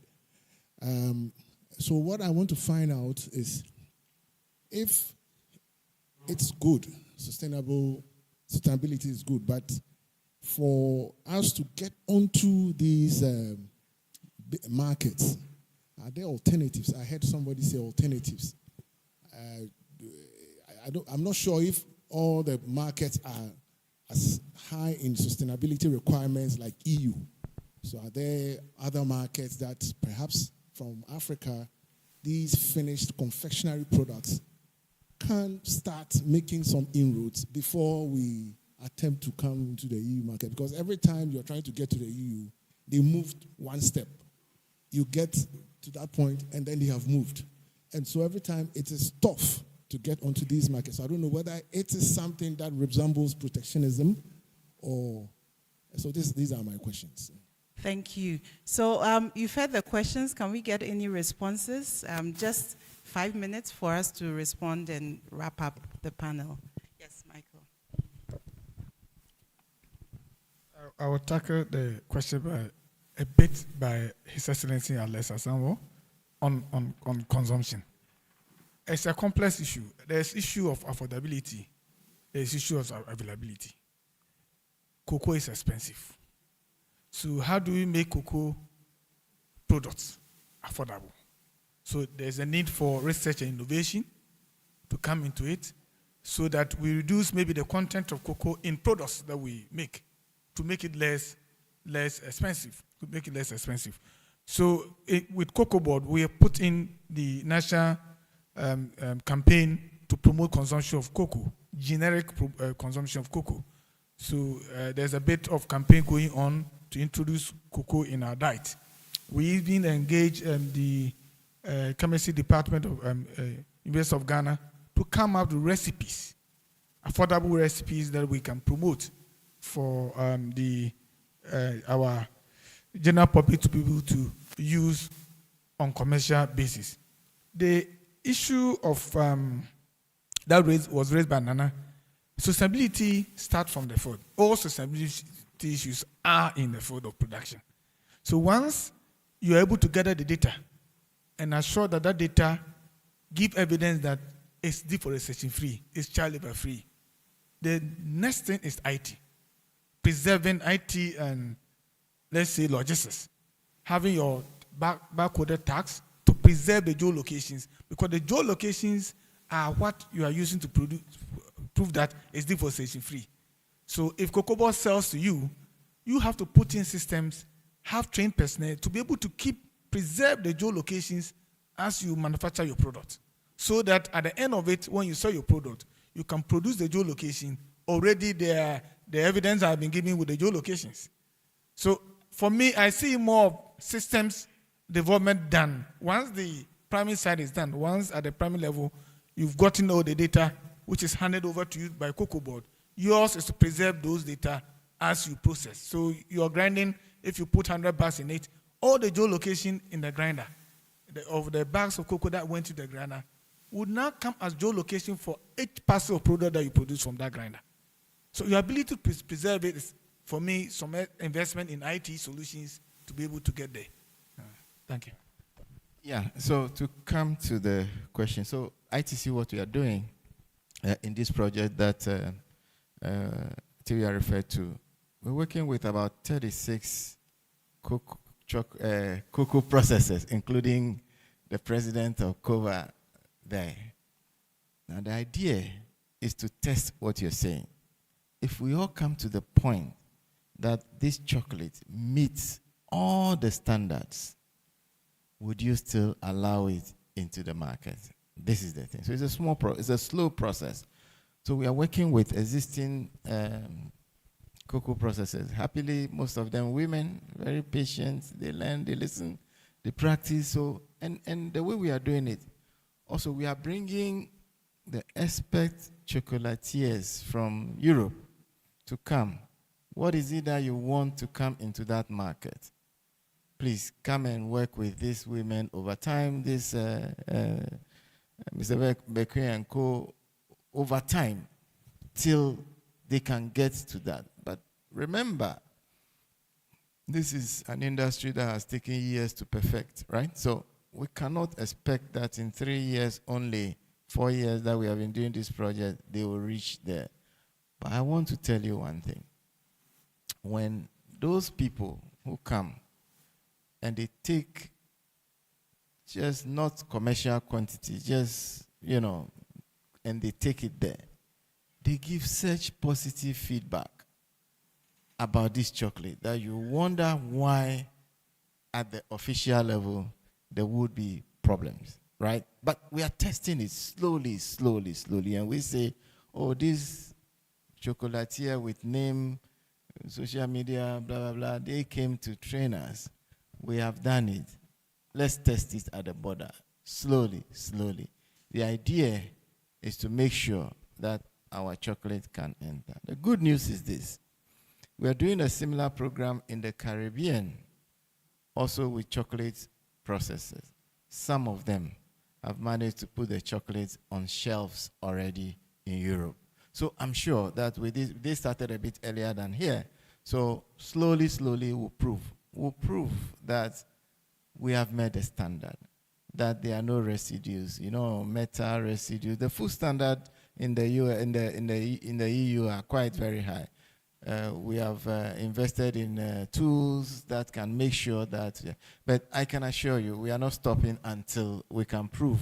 Because for us at ITC, we see things in terms of non-tariff measures, so that if anything looks like that, our antenna goes up. So what you say aligns with our philosophy. Let's make sure that it is not just designed to use non-tariff measures to protect a certain market. Thank you.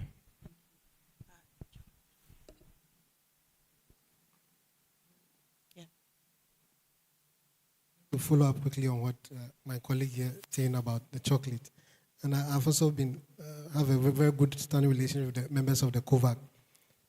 As my colleague here says, it's a gradual process, but perhaps not to, I can't say it's protectionism or not, but look at it in terms of values. Now, if you look at the value chain in cocoa, and the global value chain, if we get to the stage of chocolate making, the figures are in the billions of dollars in terms of the value that can be captured at that stage of the value chain. For confectionery, I think it's in the trillions. That's in the trillions of dollars. That's a huge market. And so if you're having difficulty entering that market, perhaps your guess is as good as mine. There's a lot of value there. And the EU has also got, they have the rights to also protect some of their markets, because it's a very huge market for them. But I'm not saying that they are protecting the market, because I'm not sure what's happening there. But there's a lot of value there. And so if I were the EU, I would also want to do something about it, because they have to protect their industries. Okay. But also, on the other hand, we are looking at, just for sake of why time, don't you look for other markets like the continental free? We have a huge market in Africa, 1.3 billion people, the continental free trade area. Look for markets in Nigeria, in South Africa. They're also looking for some of these products.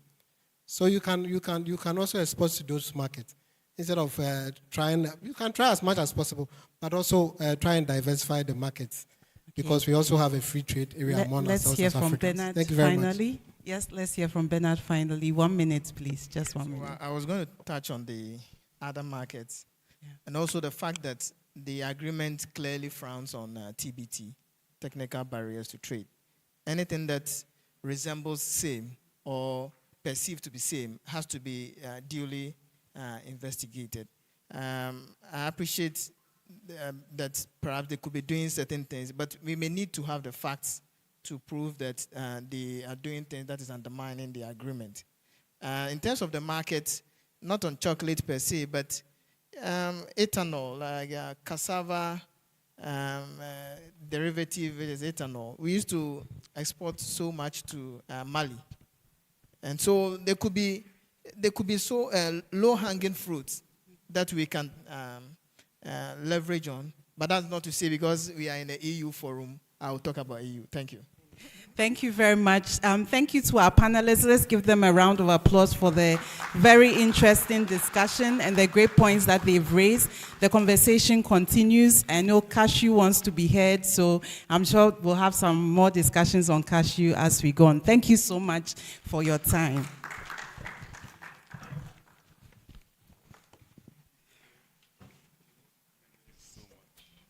Let's clap for them once again. Thank you, Teria, for wonderful moderation of the team.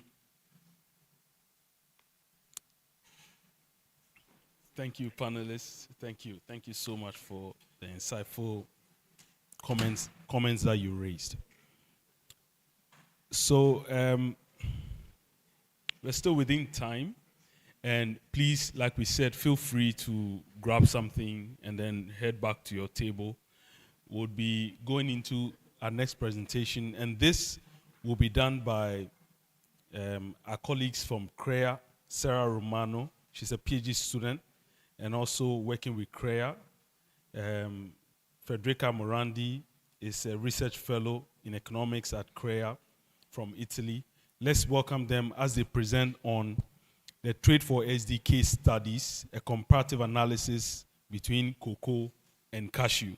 So this time I'm sure Mr. Charles Kuma, you would have some interesting things to think about. Let's welcome them as they come.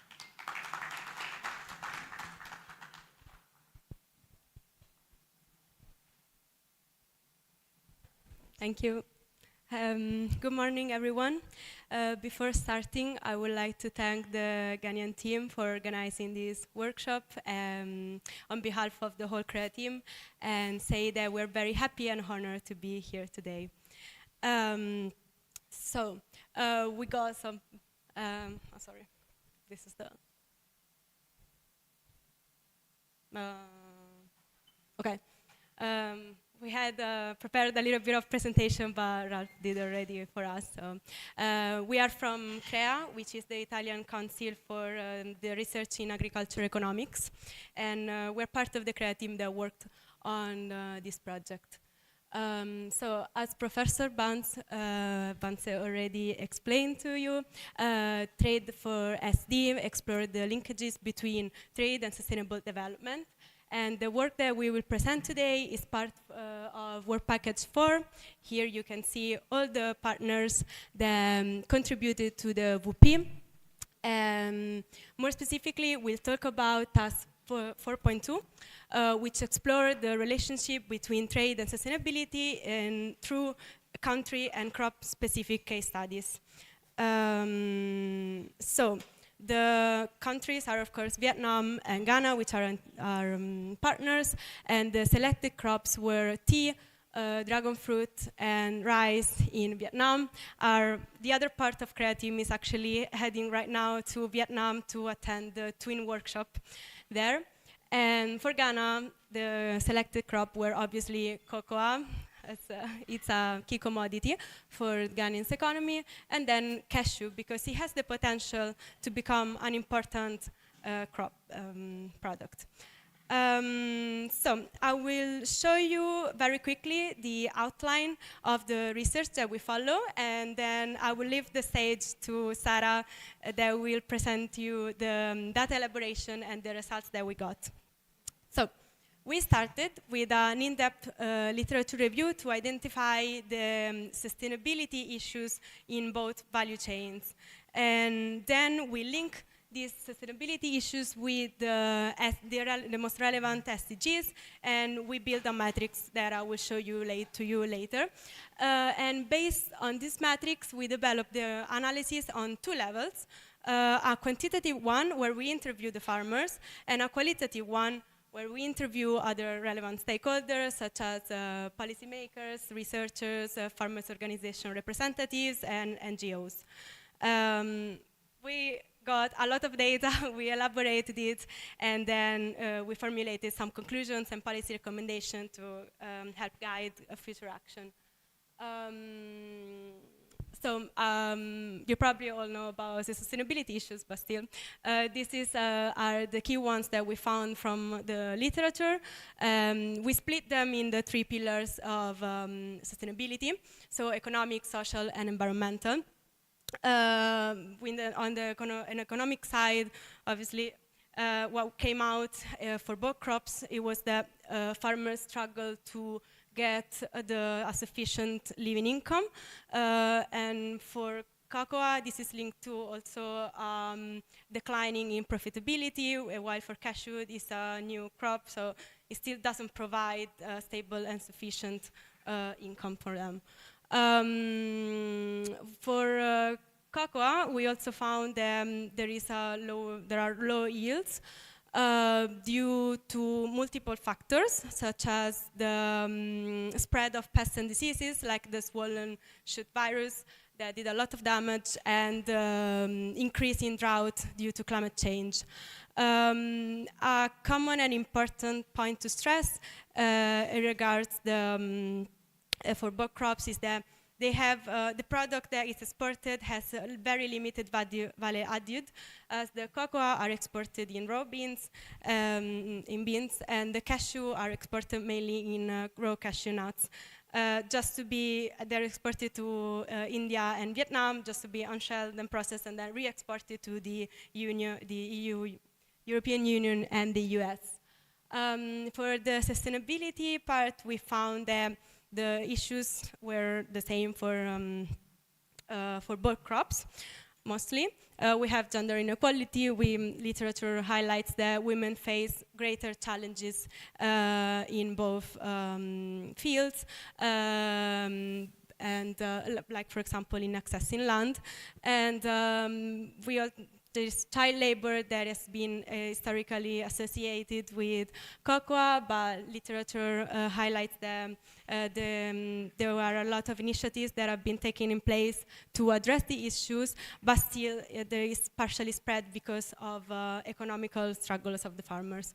Then an important part is also the farmers are exposed to hazardous tasks due to the limited use of personal protection equipment.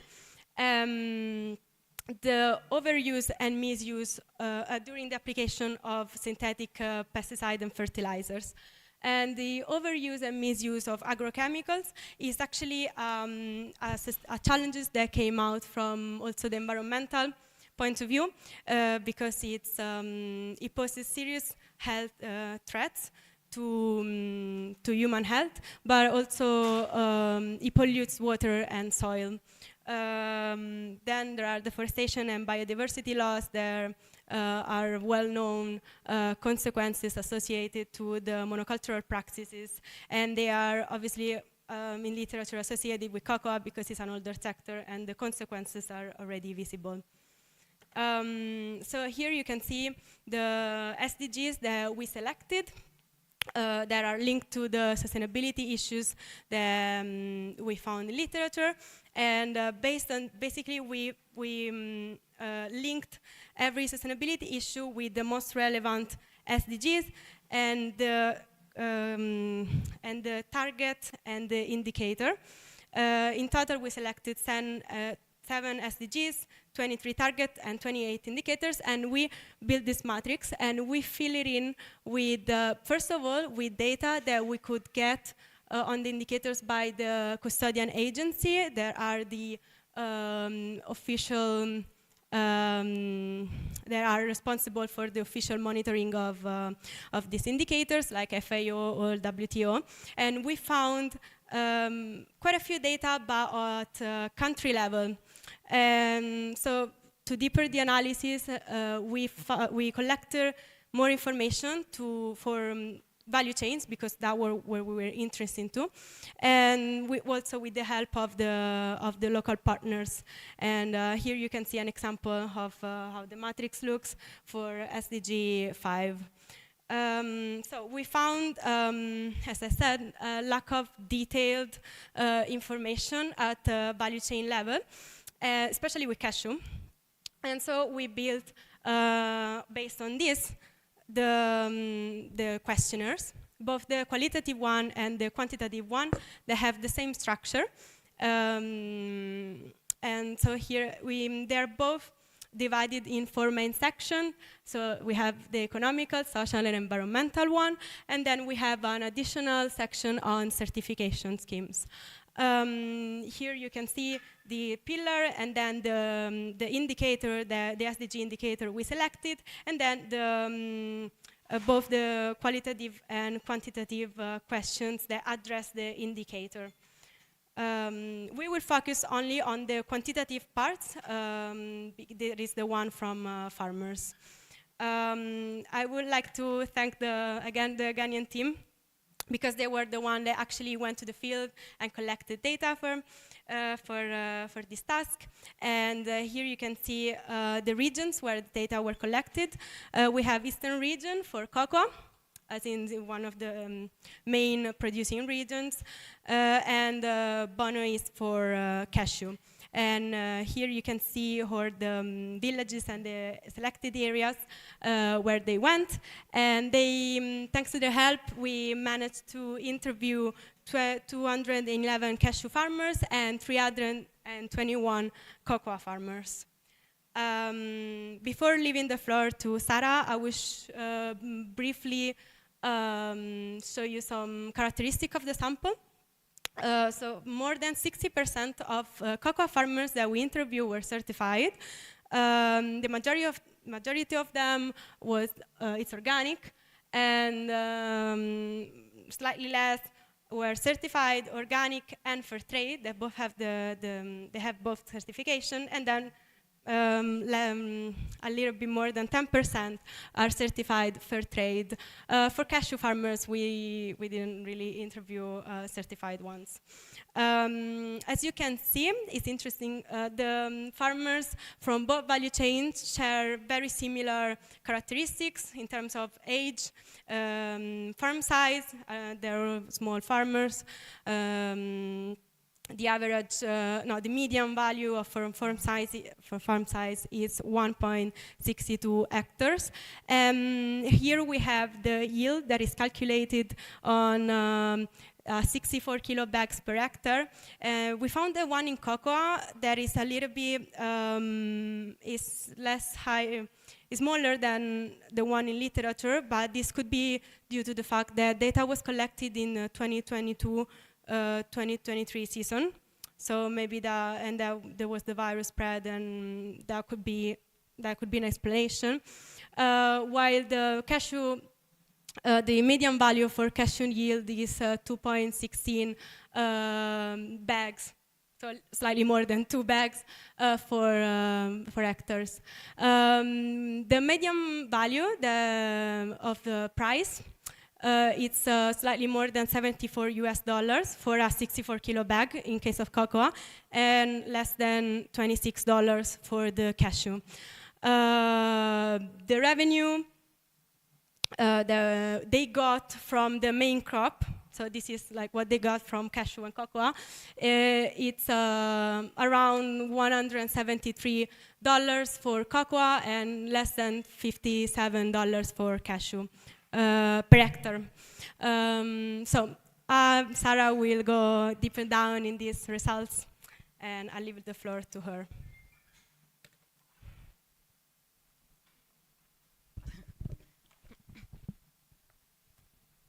So hello everyone. I'm gonna talk about some results that are part of the deliverable of the project and some other results that are actually a development of it. So what we did is we built a sustainability index, which we designed based on the assumption that sustainability, in order to be called as such, should consider social, environmental, and economic factors.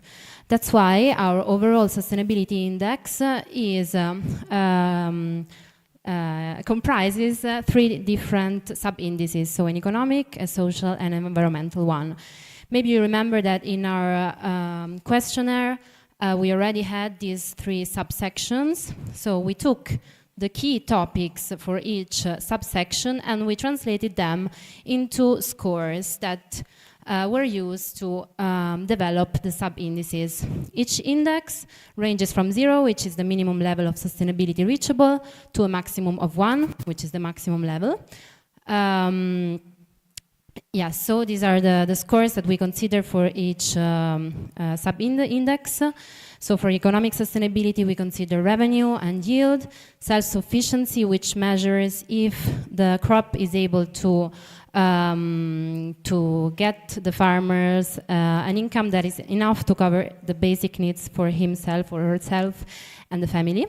Then we consider governmental support, which considers any kind of governmental support received by the respondent. As for social sustainability, we consider gender gap, so whether the owner of the farm was a woman or a man. Child labor, which not only considers if children are involved in farm activities, but also what kind of activities they carry out and for how many hours a day. Then we consider the migrant score, which considers in cases where migrants are hired for farm activities, if they work under formal contracts or not. Then we consider working conditions, which considers on one hand how many hours a day the respondent works, and on the other hand, if he or she uses sufficient self-protection equipments while applying fertilizers. From the environmental sustainability point of view, we consider deforestation, so how much the respondent carries out deforestation activities, for example, when the yield decreases. Then we consider the number of pesticides and fertilizers application. The soil score refers to any technique which is put in place in order to enhance the soil quality or avoid erosion. And then we have the water efficiency score, which considers any kind of technique used to make an efficient use of water. Each indicator had a different weight that we decided through expert consultation, and then we proceeded with the scoring. So if the action carried out by the farmer had a positive impact on sustainability, it got a positive point. In case of neutral impact, 0 points. And in case of negative or harmful impact on sustainability, the respondent got a deduction of points.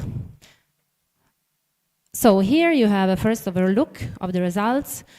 So you can see on the top of the slide cashew farmers, and on the lower part cocoa farmers divided in non-certified and certified ones. You can see that the highest level of sustainability was reached by certified cocoa farmers, followed by cashew farmers and non-certified cocoa farmers. If we dig deeper into which pillars determine these results, we see that certified cocoa farmers and cashew farmers get the highest values for social and environmental sustainability, while on the other hand, non-certified cocoa farmers get the highest level of economic sustainability. We're going to see very soon what are the elements that determine these results. Here we have another view of the indicators. So this kind of graph is called heat plot, and we have the environmental index, which is shown on the x-axis, and the social index on the y-axis, while the economic sustainability is shown in a scale of colors. So green shows the highest level of sustainability in economic terms, red the lowest. Here we compare certified cocoa with non-certified cocoa. How do we read this kind of graph? So the top right quadrant indicates the highest levels of environmental and social sustainability. So you can see that certified cocoa farmers clearly place themselves on the top right quadrant, while non-certified cocoa farmers mostly aggregate around intermediate values, so around the intersection of the two black lines that you see. If we compare cashew farmers to cocoa farmers, you can see that cashew farmers perform quite good in social and environmental terms, but from the economic point of view, you see a lot of orange, yellow, and red squares, which means low levels of economic sustainability. Here we consider the cocoa sector as a whole, so considering certified and non-certified cocoa farmers. What's interesting is that many green values, so high levels of economic sustainability for the cocoa sector, place themselves in the top left quadrant, which means high level of social sustainability, high level of economic sustainability, but low levels of environmental sustainability, suggesting that the farmers might have to kind of sacrifice environmental sustainability in order to reach economical better performance. So here we see the different scores that led to the result that we saw. From the economic point of view, non-certified cocoa farmers perform better in the yield terms, revenue score, but also self-sufficiency score and governmental support score. So you might think that non-certified cocoa farmers are experiencing better economic condition. But if we compare our results to official benchmarks such as the International Poverty Line and the Living Income benchmark, you see that the reality is slightly different. So neither cocoa nor cashew are able to reach into the International Poverty Line or the Living Income benchmark. It is important to note that most of the farmers that we interviewed still had other sources of income, but 17.5% of them for cashew and 24.6% for cocoa farmers still relied solely on their primary crop for the income. So the same trend is followed by, if we consider yield, so the average yield for our sample is way below the ideal yield, which is 1,000 kilograms per hectare for cocoa and 800 for cashew. If we dig deeper on the governmental support our farmers receive, we see that cashew, at least in our sample, don't receive any kind of governmental support, while on the other hand, cocoa farmers receive, for the 40% of them, receive some kind of governmental support, which is mostly in terms of pesticides and fertilizers input, with only almost 8% of them receiving technical assistance. From the social sustainability point of view, you see that certified cocoa farmers have the highest score in terms of contract score, migrant, working hours and protection. While from the children point of view, you see that they all reach quite good levels, which could indicate that the initiative carried out from this point of view have had a good effect on the agricultural sector. What came out, which was interesting, is that in cashew farming, women are able to earn more for each hectare than men. We didn't dig deeper into this matter yet. Maybe you can give us some interesting insights about it. So, could cashew farming be a promising opportunity for women? Then, lastly, the environmental sustainability pillar. So, you see that, again, certified cocoa farmers perform the best in deforestation, pesticide, fertilizers, and water score. What is interesting out of this slide is that cashew farmers reach levels that are comparable to cocoa farmers when considering pesticides and fertilizers. So cashew, even though they don't have any kind of official certification, they are still able to perform very, very well in terms of environmental sustainability, which could represent for them an opportunity to have access very easily to niche markets like certified ones. So, conclusions. A short summary of what we said. From the economic point of view, cocoa, especially non-certified cocoa farmers, perform better economically, as it is a more established sector than cashew farming, and they benefit from governmental support. Despite this, neither cocoa nor cashew farmers are able to reach living income levels or recommended yields. From the social sustainability point of view, certified cocoa farmers show better outcomes, but for cashew farming, women earn higher revenues. So, could this signal an opportunity for gender-inclusive growth? From the environmental sustainability point of view, cashew show an environmental performance which is similar to certified cocoa farming, despite lacking formal certification. What I didn't outline in the other slide is that they get the lowest deforestation score. And this is important to note because in order for the cashew sector to develop in a sustainable way, it should develop learning from cocoa's environmental pitfalls, such as deforestation. So I think that the main thing that came out from these results is that economic sustainability remains a challenge for both sectors. So we asked ourselves, what can Ghana do on one side and what could Europe do on the other one? So as for Ghana, of course, local processing, as you all said, is a fundamental point to keep higher shares of value added inside the producing countries.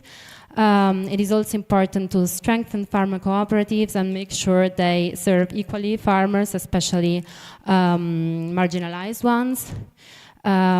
Also, it would be important to expand training on sustainable practices and support especially cashew farmers.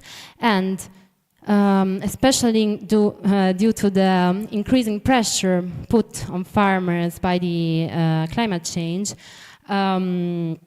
it could be important to use risk management tools such as risk management tools. On the other hand, what could Europe do? So we saw that certified cocoa farmers, despite their efforts of performing better environmentally and socially, they still are not able to reach economic profitability. So what Europe could do is make sure that these sustainability efforts are actually translated into tangible economic benefits for farmers. Another point which Europe should also work on is invest in local value chains through blended finance. And one last point, which is very interesting to me, is that Europe and also European consumers should understand that responsibility on sustainable value chains is shared. So it is in the hands of local producers, not only for cocoa, but for all the products that strongly rely on raw materials from overseas. So it is in the hands of producers, but it is also in the hands of buyers, multinationals, and final consumers. So final consumers should be put in the conditions to not only be aware of what lays behind a chocolate bar, but also put in the economical condition to access sustainable food. Thank you. Thank you.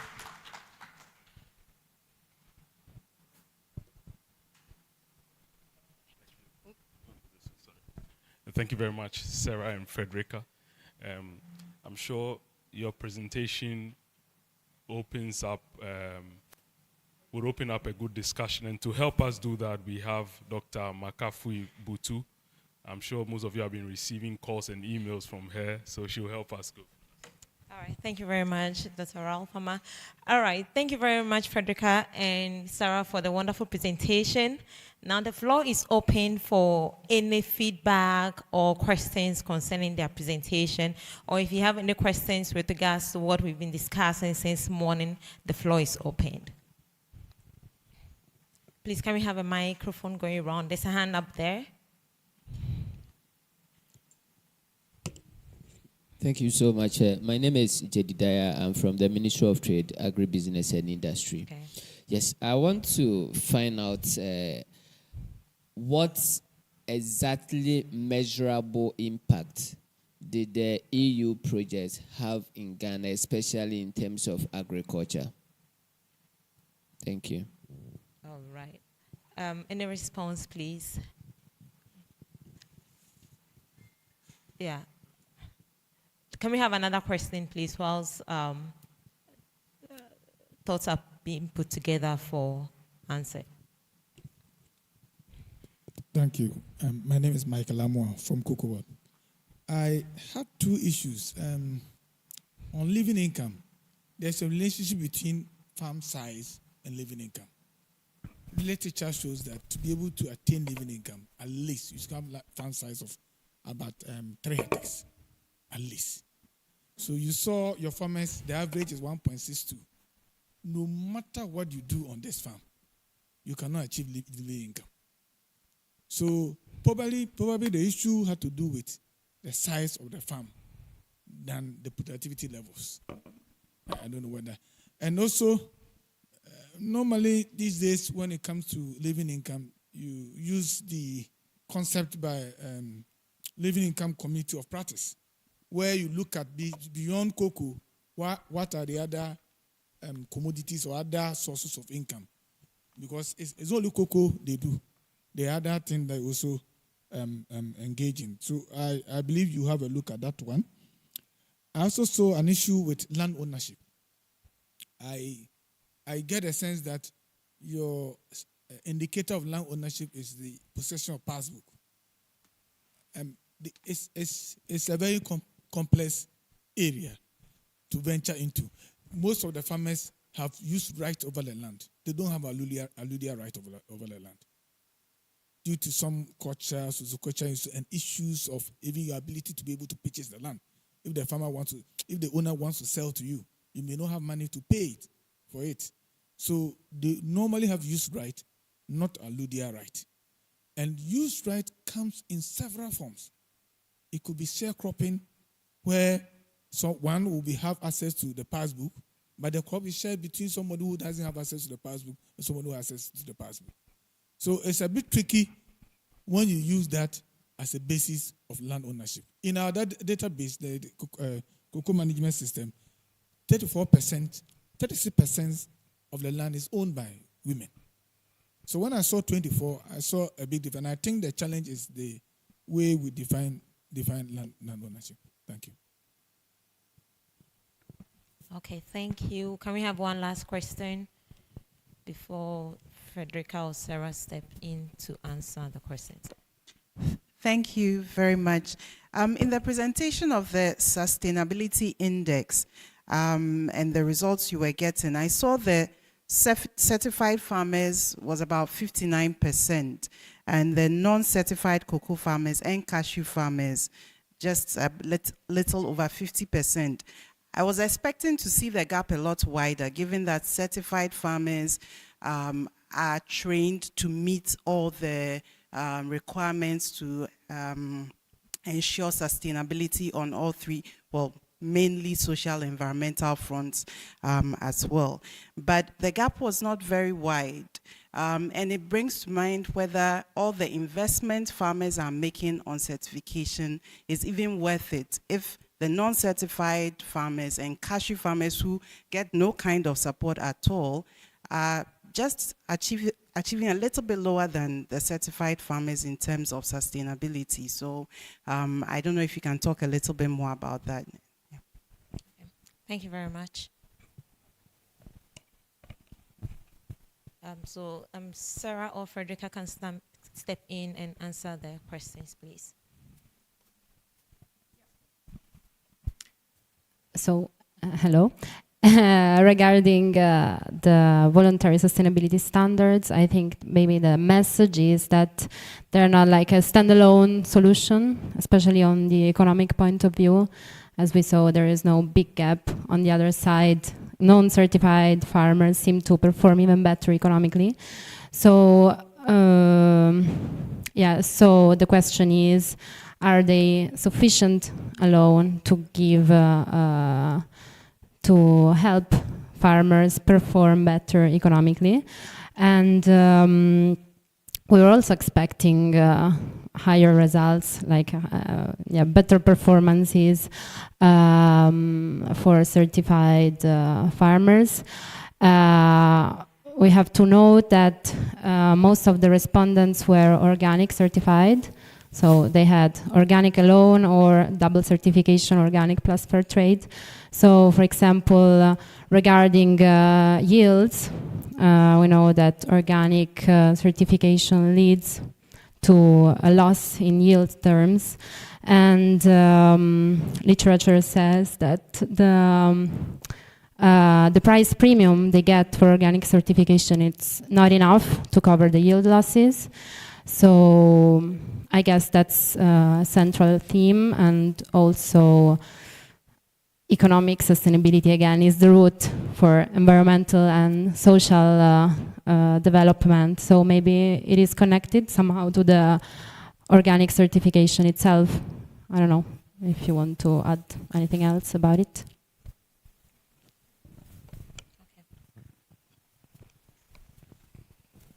Yeah, perhaps I can offer some light on that one. You know, certification, if you take, say, fair trade, it's more like the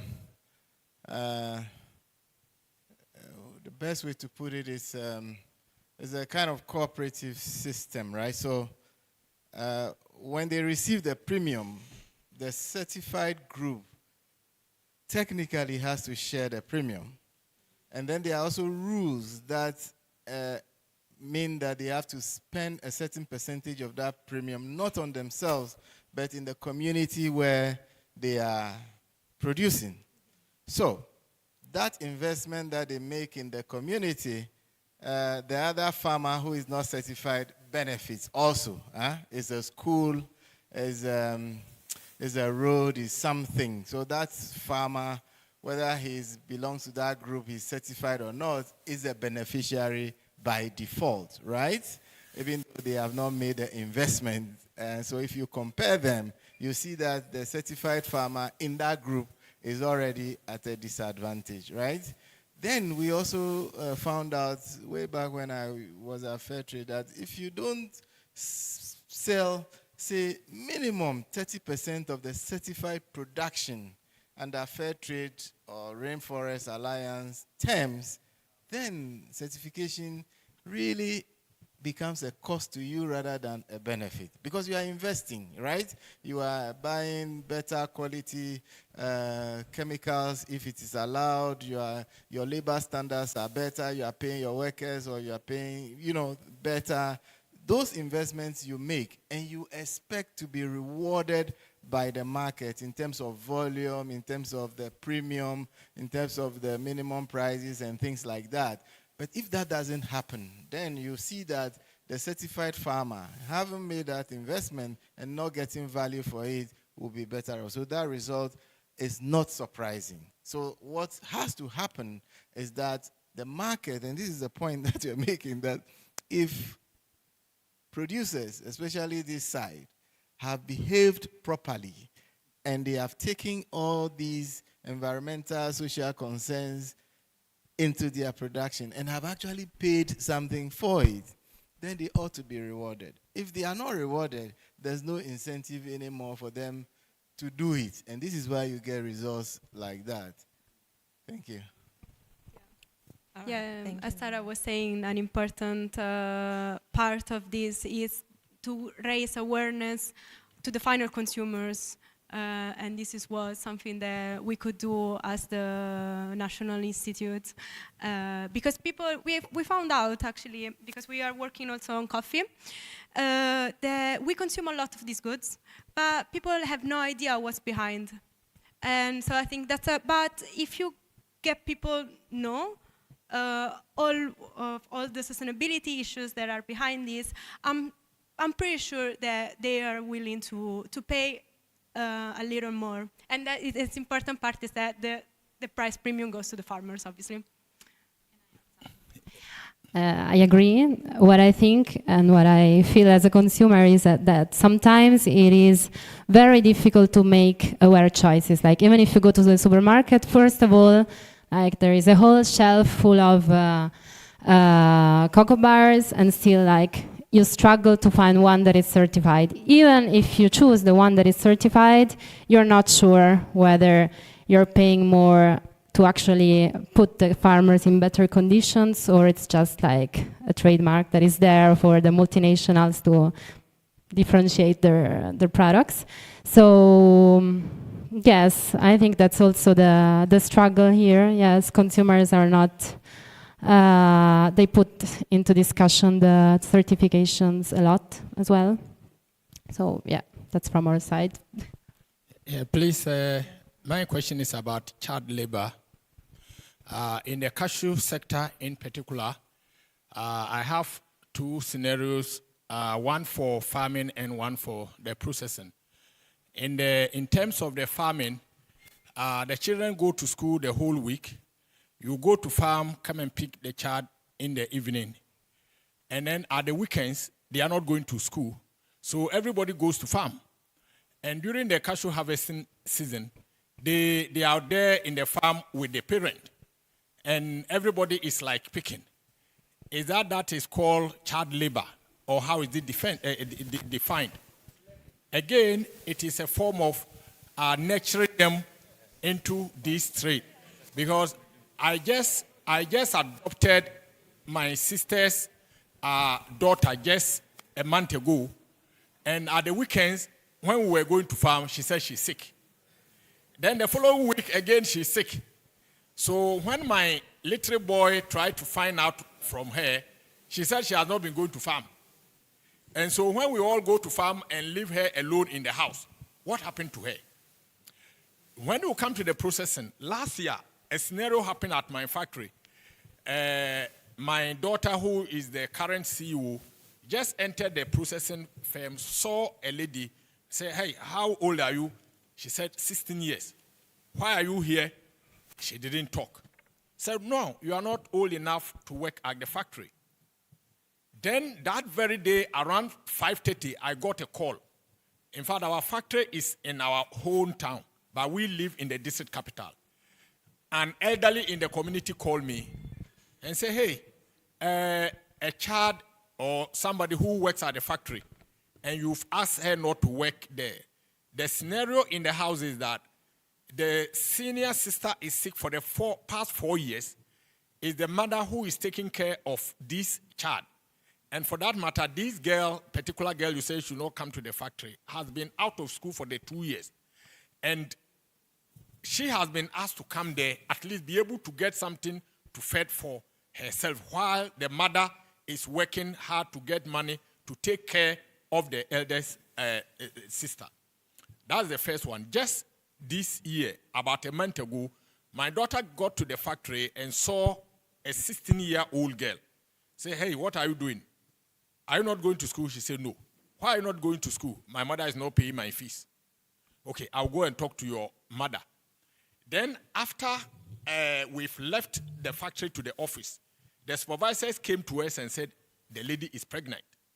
And she's pregnant with just a student who has no enough money to take care of the girl. And so in order to be helping herself, because she's no more going to school, she's here to get something small." So in this scenario, do you call it a child labor? All right, thank you very much, Mr. Kumar. So the floor is opened. Any responses? Yes, Prof. Korte. Thank you very much. I wanted to speak a little on the certification before I touch on the child labor issue. Certification is expensive, but then the question is who pays for it? Is it a way of supporting smallholder farmers to go through the certification? We did a study on financial inclusion on smallholder cocoa farmers in Ghana and Cote d'Ivoire. Then we noticed that those that were certified had better access to credit than the non-certified ones. So you see how important certification is. But then, if you cannot afford certification, and we need farmers to be certified, who pays for it? Can there be a program to support smallholder farmers so they can be certified? That's more of a question. My contribution to the child labor thing is, yes, again, we've done a couple of work. In fact, it's been a very thorny issue. There was a point, there was a report that sat at the presidency on this child labor issue that was going to destroy our ability to export. We had to do another study on child labor. The context matters. What do you define as child labor? If I am a farmer and I have a child, do I leave the child at home and go to the farm when it's non-school day, like a weekend, for instance, or vacation? I have a cocoa farm. My parents have a cocoa farm. in the Broncos region. So I have lived and seen the cultivation and harvesting of cocoa for several years. The definition is when it is hazardous. So when the child is engaging in some kind of work that is hazardous, then that is child labor. But where they accompany parents and sometimes fetch water or do things that are not harmful, I don't think that is child labor. So let's look at the context. In the UK and other places, you see children riding bicycles and distributing newspapers. 14-year, 13-year-old. Is that child labor? So let's take the context into place. Thank you. Yeah. So I think that a quick one to what Professor Quote just mentioned. So the International Labour Organization have a clear distinction between child labor and child work. So to them, child work is when a child is able to work with the parents, but as well as working, the child attends school and only comes to the farm to work during vacation or after school hours, and the child is not deprived of anything necessary for his or her developmental progress. Thank you. So, Sarah, Frederica, sorry. I'm sorry. I just wanted to clarify how we ask farmers about this issue, because we are aware. We come from a country where agriculture is also an important part, and on Saturdays, on harvesting season for oil or chestnuts, for example, we all gather together, we have a big lunch, and all the children as well, they get together and they harvest everything. It's part of the traditions and the cultures.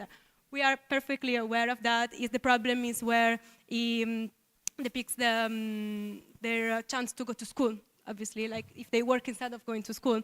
So we asked if they're involved, how much time, so if occasionally some hour, like a few hours per day, or if they are involved like the full week.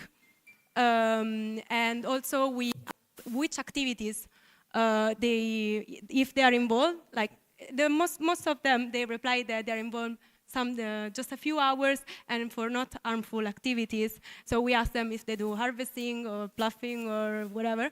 And we got really actually like good results, because when you deep down and you ask how much time and which activities, they reply that it's fine. We didn't find very extreme results. You could see that. So yeah, we took it into consideration. All right, thank you very much. So in addition to what is being discussed, I just want to draw attention to the fact that business sustainability in the cocoa industry or the cashew value chain is very important. I say this because in one of the interviews that we conducted in the Eastern region, a farmer was concerned because to him, none of his children want to go to the farm.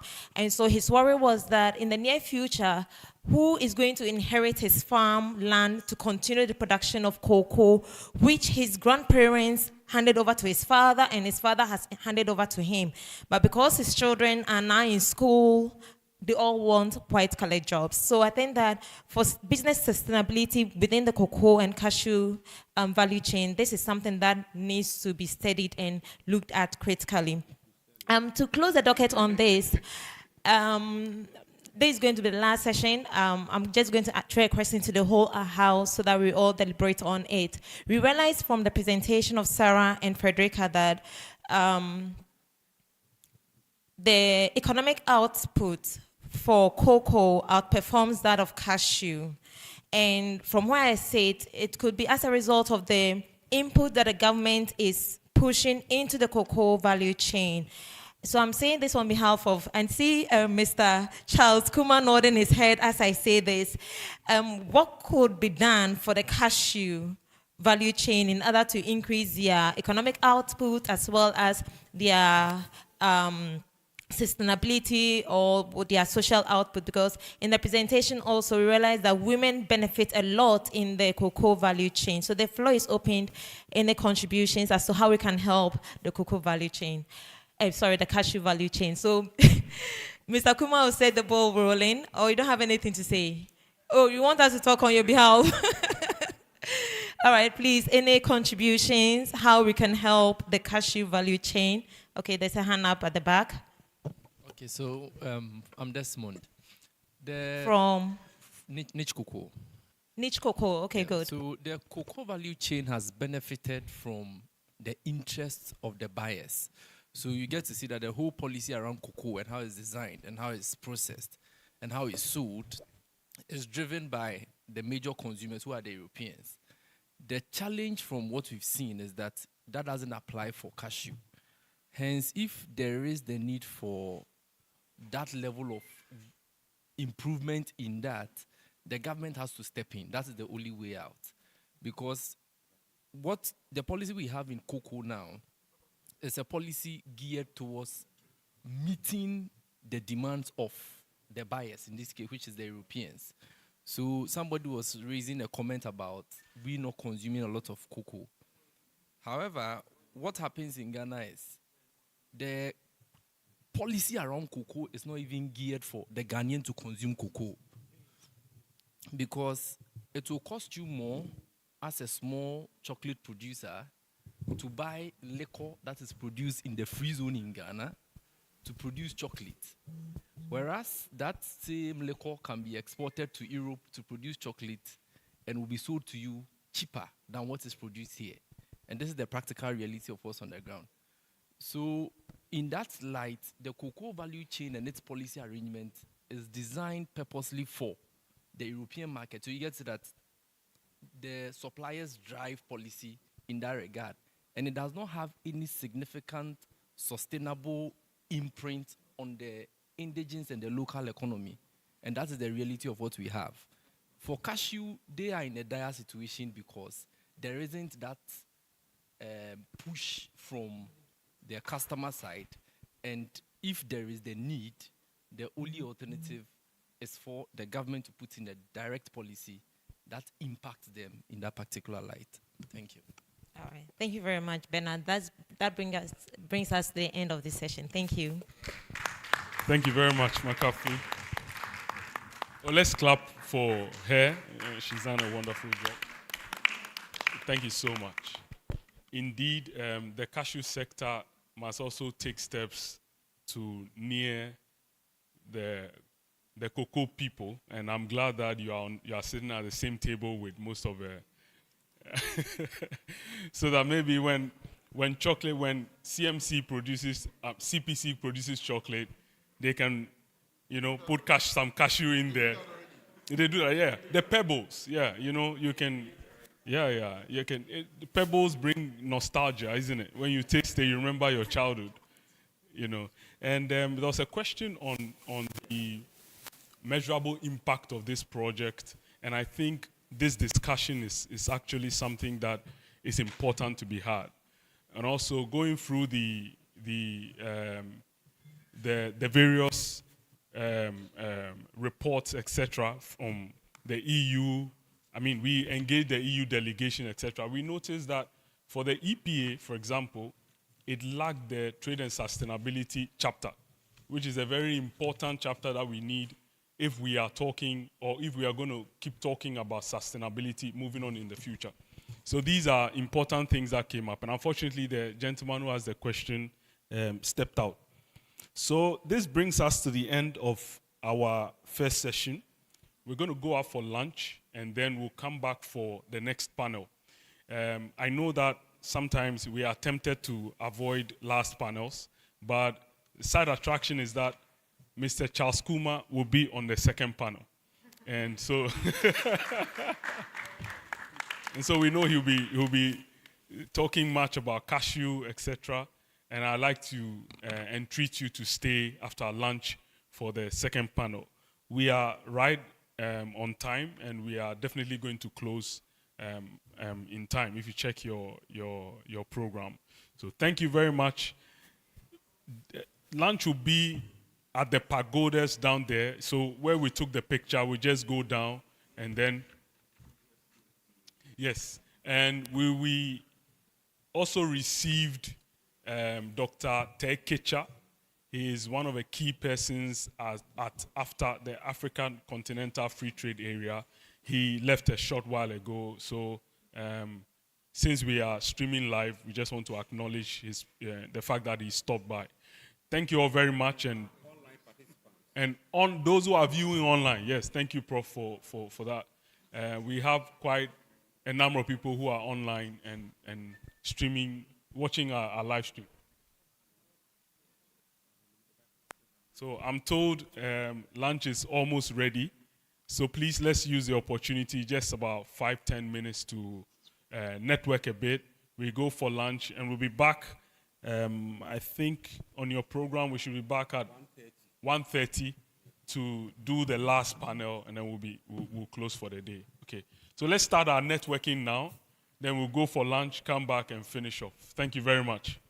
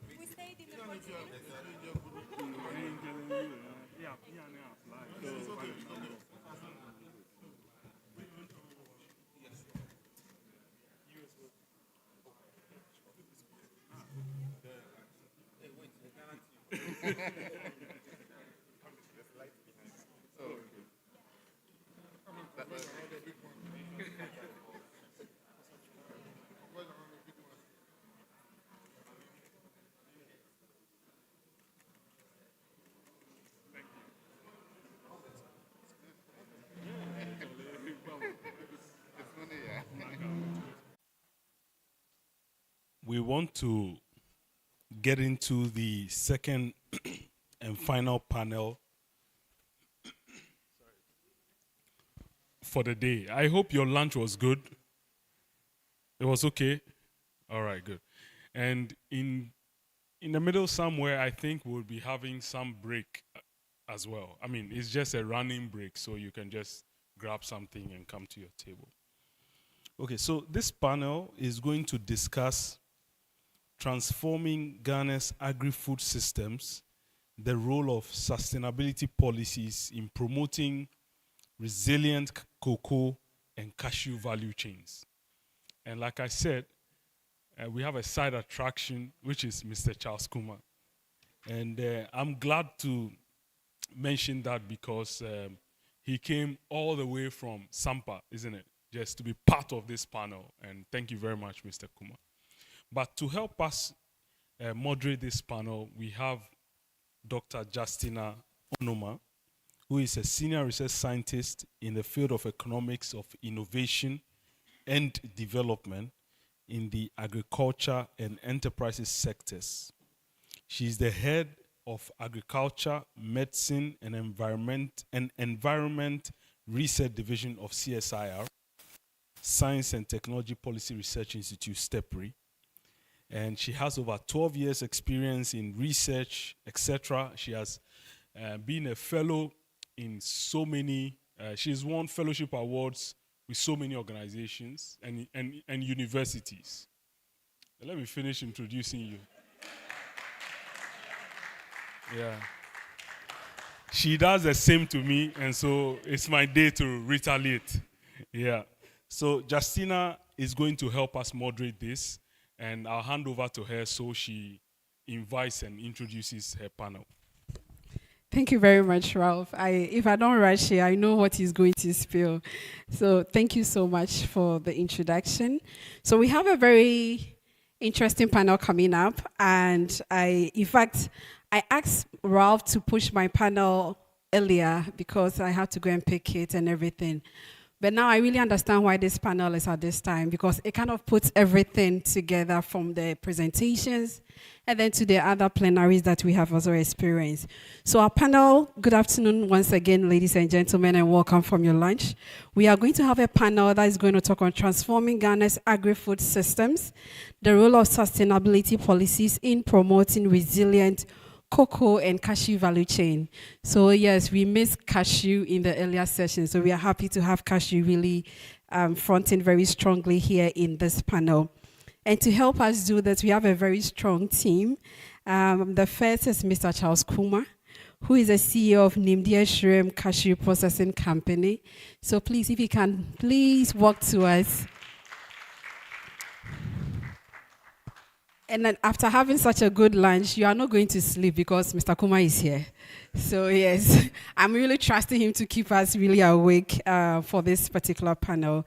And then we have, please, is Dr. Esther Jedu Akoto here? Okay. All right, so we have Mr. Jerry Enim. He's Assistant Director at the Ministry of Food and Agriculture. Please. Thank you very much. If you don't keep clapping, he will not hasten his steps. So, awesome. And then we have Mr. Eric Dixon Amengo, who is the Deputy Director, MNE, for the Research, Monitoring and Evaluation Department of Ghana, Cocoa Board. And then finally, we have Professor Peter Korte. Yeah, he will join in later. Thank you very much. So you can see my panel is very rich in everything policy, in everything research, and in everything practice. So we are going to hear from all sides of the coin to see how we can drive this agenda forward. But if you realize during the introduction, I did not introduce them who they were, because if I'm doing that, I will not be modest like the way Ralph was not being modest with me. But if I give them the opportunity, they'll be modest, so they'll cut the introduction short. So they will just go around, and then they introduce themselves. And panelists, whilst you are introducing yourselves, would like to really understand what you are, what you do, and the kind of sustainability policies that your respective organization is pursuing, so that we can set the ball rolling for this particular discussion. Thank you.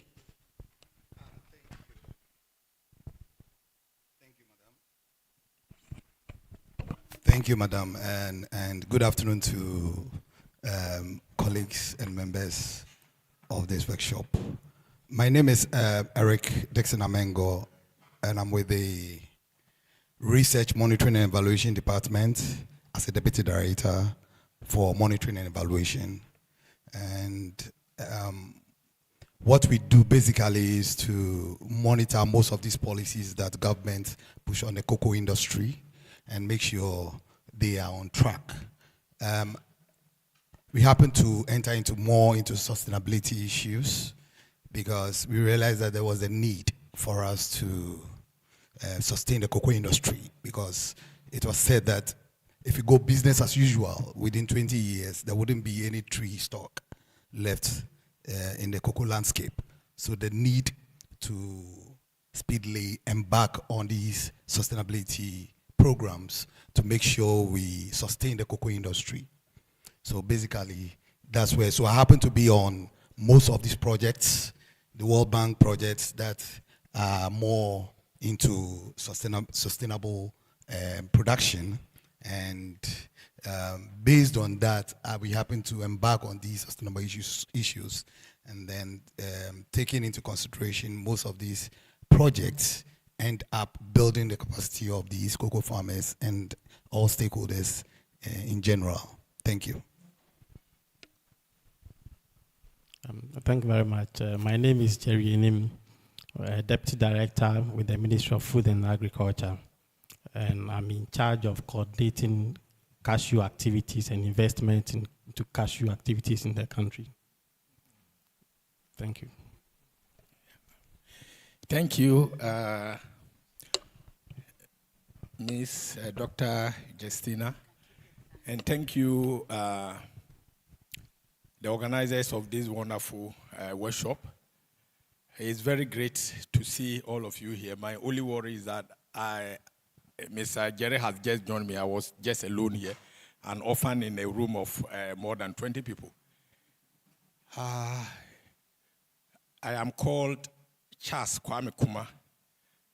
My account name is Kwame Charles, and my English name is Kuma Charles. My father named me Kwame Charles. So when I went to the school the first day, the headmaster told my father, your son have to get a surname. Then my father was doing sing. His elder brother was Kwame, and he's Kwame, so he's Kwame Kuma. That is why Charles Kuma became my English name, and Kwame Charles is my account name.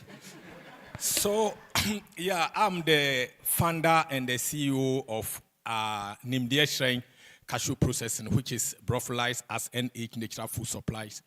And it's a small scale cashew processing factory in the Duadasu #1 near Sampa in the German North District of Bunu region. It started as a developmental help or community help project where Peace Corps volunteers joined me to just add value to the cashew to sell. The raw cashew nut, the kilo of it was just 10 pesos by then. So we will process it, sell it, and then add money to it and give to them.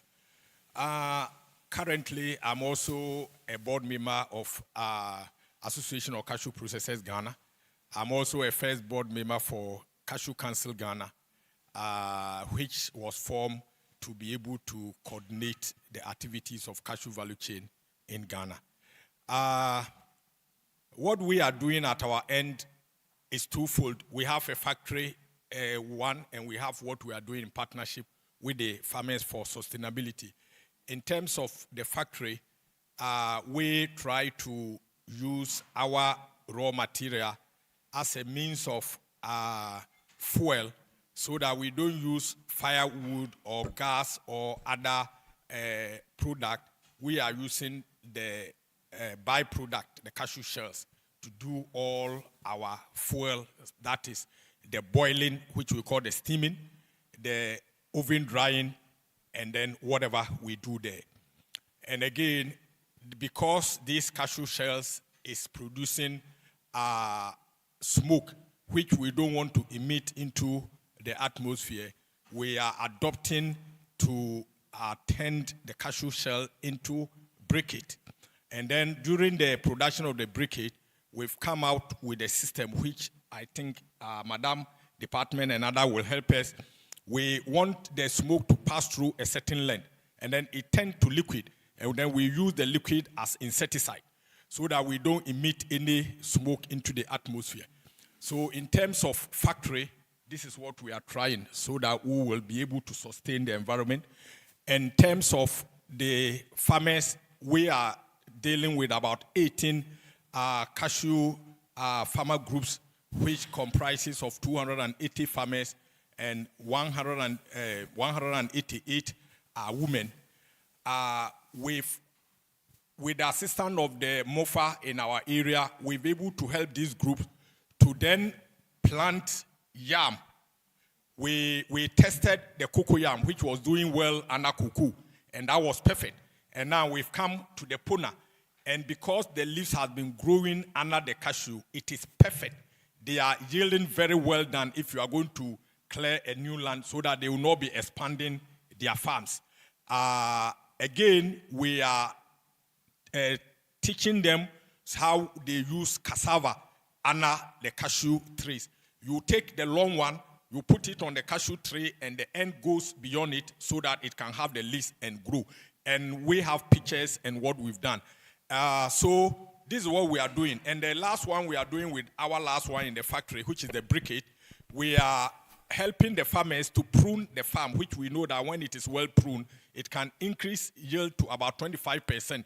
And when they do the pruning, the branches and the trees become nuisance in the farm.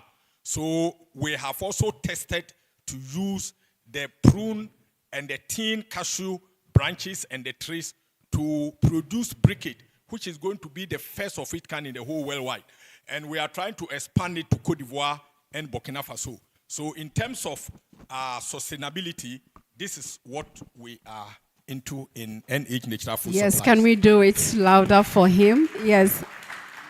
You can clearly see that he's really practiced. I think his environmental sustainability score will be very top-notch. But I'm not really seeing a lot of social sustainability score.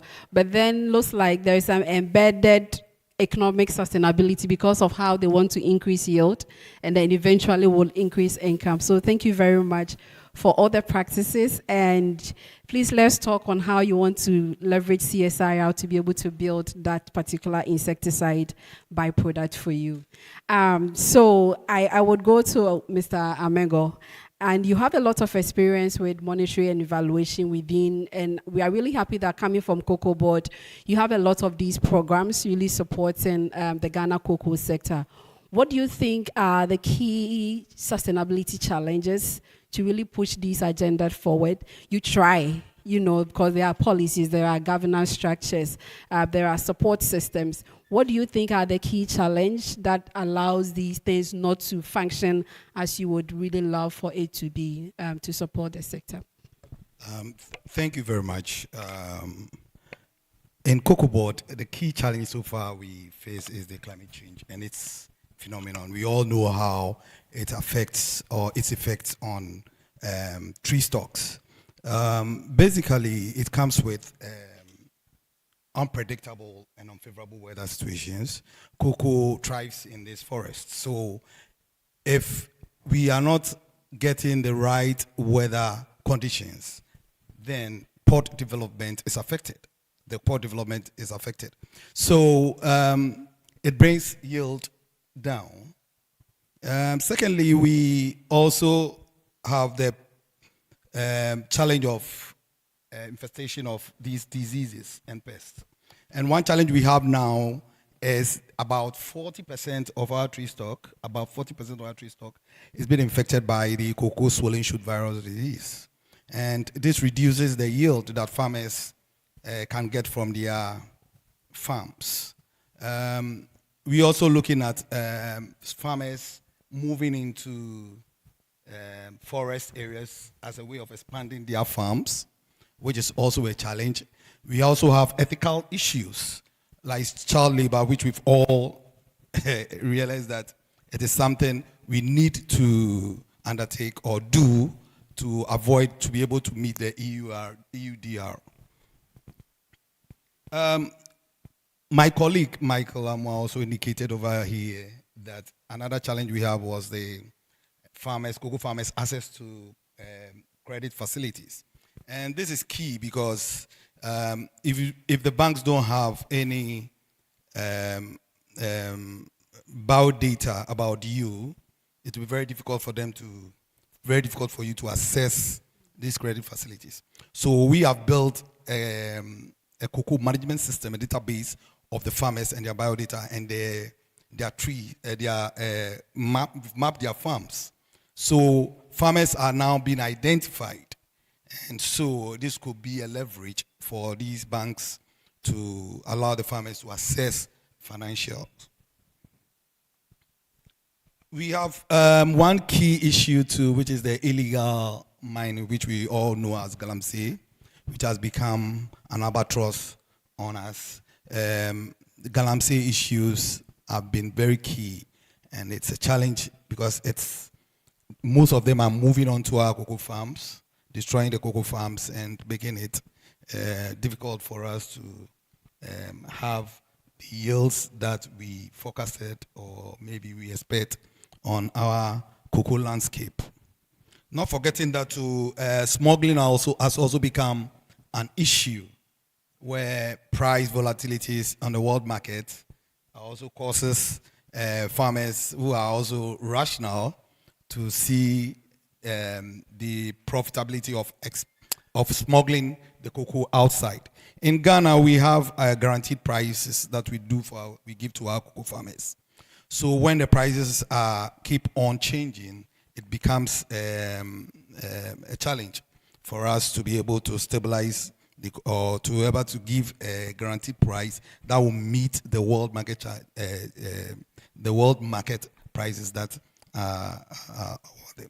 However, on these challenges, Cocoa Board, we have put in place some structures or measures to be able to combat these challenges that we've been expecting or we've been going through. One is the introduction of climate smart cocoa production to be able to meet, to curb the challenges of the climate change, where we partnered with the private sector to develop a climate smart standard.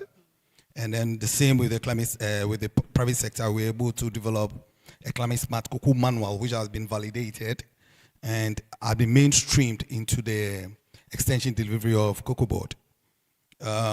Also, we have embarked on this climate resilient and productivity improvement programs, which includes pruning of farms, smart spraying or chemical insecticide usage, and then soil fertility improvement, which is the use of fertilizers to improve the soil fertility, to be able to help farmers go about their farming well, where they can increase their yield and not expand their farms. So we normally call it the intensification of cocoa farming, which is now on board, which we are rigorously embarking. We are also looking at, and we also engage, although we've started something on irrigation, we have done some pilots, but we still find some loopholes in the pilot that we went through, but we think when we carry out a review, we will have better steps of moving the irrigation process forward. Thank you very much. Please, can we have a hand for him as well? He indicated something that has been like an age-old challenge in the cocoa sector. I worked on cocoa, if Ralph can bear with me, during my master's period. And this CSSVD, the cocoa swollen shoot virus, has been like an age-old challenge within the cocoa sector. So we are still hearing it, so persistent. Please, I'll come to you, but I just want to ask you, because that is a very strong threat to sustainability. If farmers are not finding solutions to pests and diseases, they would definitely if you want to pick something like organic or fair trade that has a lot of restrictions on using synthetic products, it will mean that if they still face these pest and disease challenges, they will need to find that alternative way to address that. So how are we really addressing CSSVD? Because since we were born, this cocoa swollen shoot virus has been with us and is still with us. And we are still mentioning it today as a challenge. So what extra thing are we doing to really move away from that challenge for CSSVD? Thank you. CSSVD is a viral disease. And we know viral disease, when you want to eliminate it, it has to be approved totally. So what the challenge we have, actually we embarked on this rehabilitation project 5 years ago or so. We took a facility from the African Development Bank, and between us and Cote d'Ivoire, we started the rehabilitation back to back, because the moment you work on this farm and the other farmer doesn't allow you, the challenge that the probability that the viral disease will be reinfested is very high. So we need to talk to farmers to understand, so that it will be a continuous process of rehabilitation. So rehabilitation has been very key. This time we are doing it, making sure we incorporate this climate smart cocoa standards. So when we clear everything, we tend to plant economic shade trees and then other alternative crops within which the farmer benefits. So it encourages the farmer to live on the farm, wait for the farm for 2 years before we go ahead. And with the World Bank, we are on a project with the World Bank to do about 21,000 hectares of these rehabilitated diseased farms. And this time there is this safeguard issues that have been incorporated in it to make sure to ensure that we follow these protocols and ensure that the reinfection does not happen. Thank you very much. Let's pray that the next round of panel that we'll have like this will not be hearing of CSSVD. And then there'll be much like improved kind of action towards that. Thank you very much, Mr. Amengo. So yes, Mr. Anim, we've heard a lot on cocoa, so because I'm very much afraid of my boss, Mr. Kuma, before he says that we've captured this whole discussion on cocoa. So on cashew, I was just talking to our lady moderator, and then we're like, cocoa has been over-pampered, and other tree crops feel a bit left out in terms of policy direction.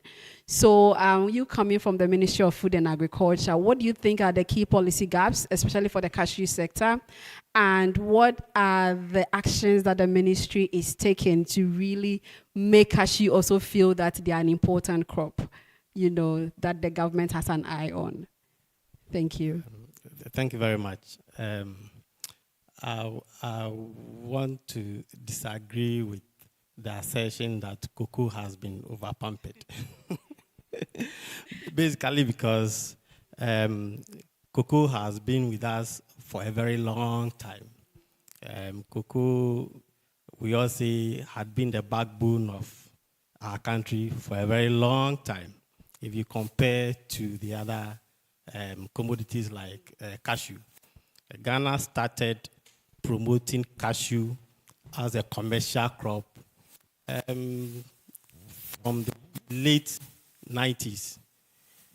The major investment into cashew started 2002.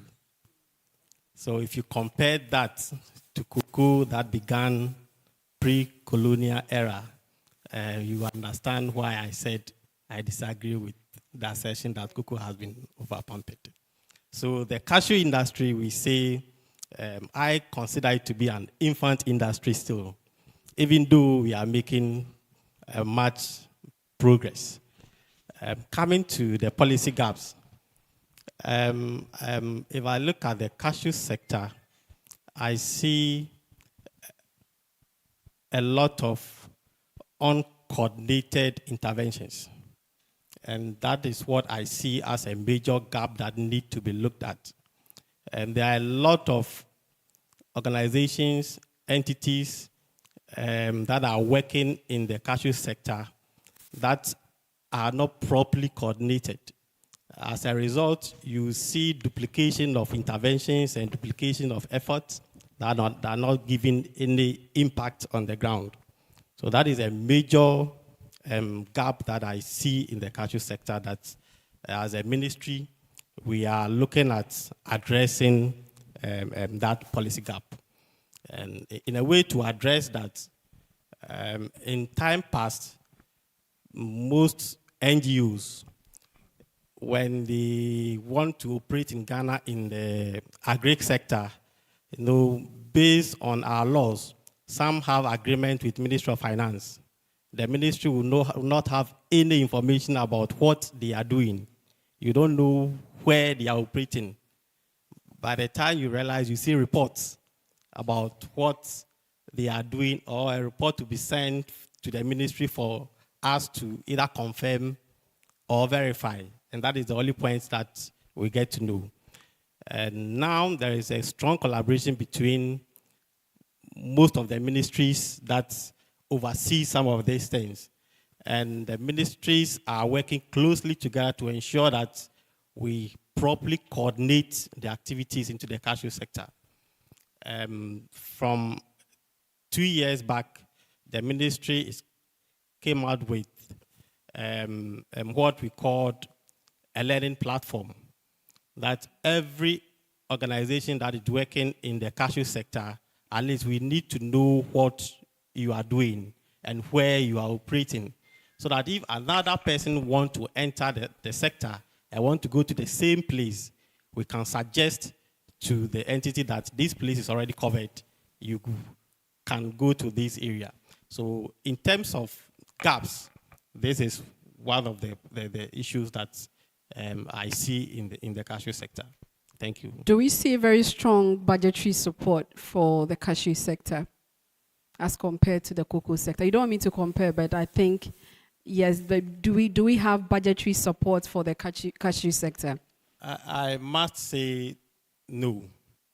The major investment into the cashew sector from government, that was from 2002 to 2009, where government of Ghana secured a loan from the African Development Bank to implement the cashew development project.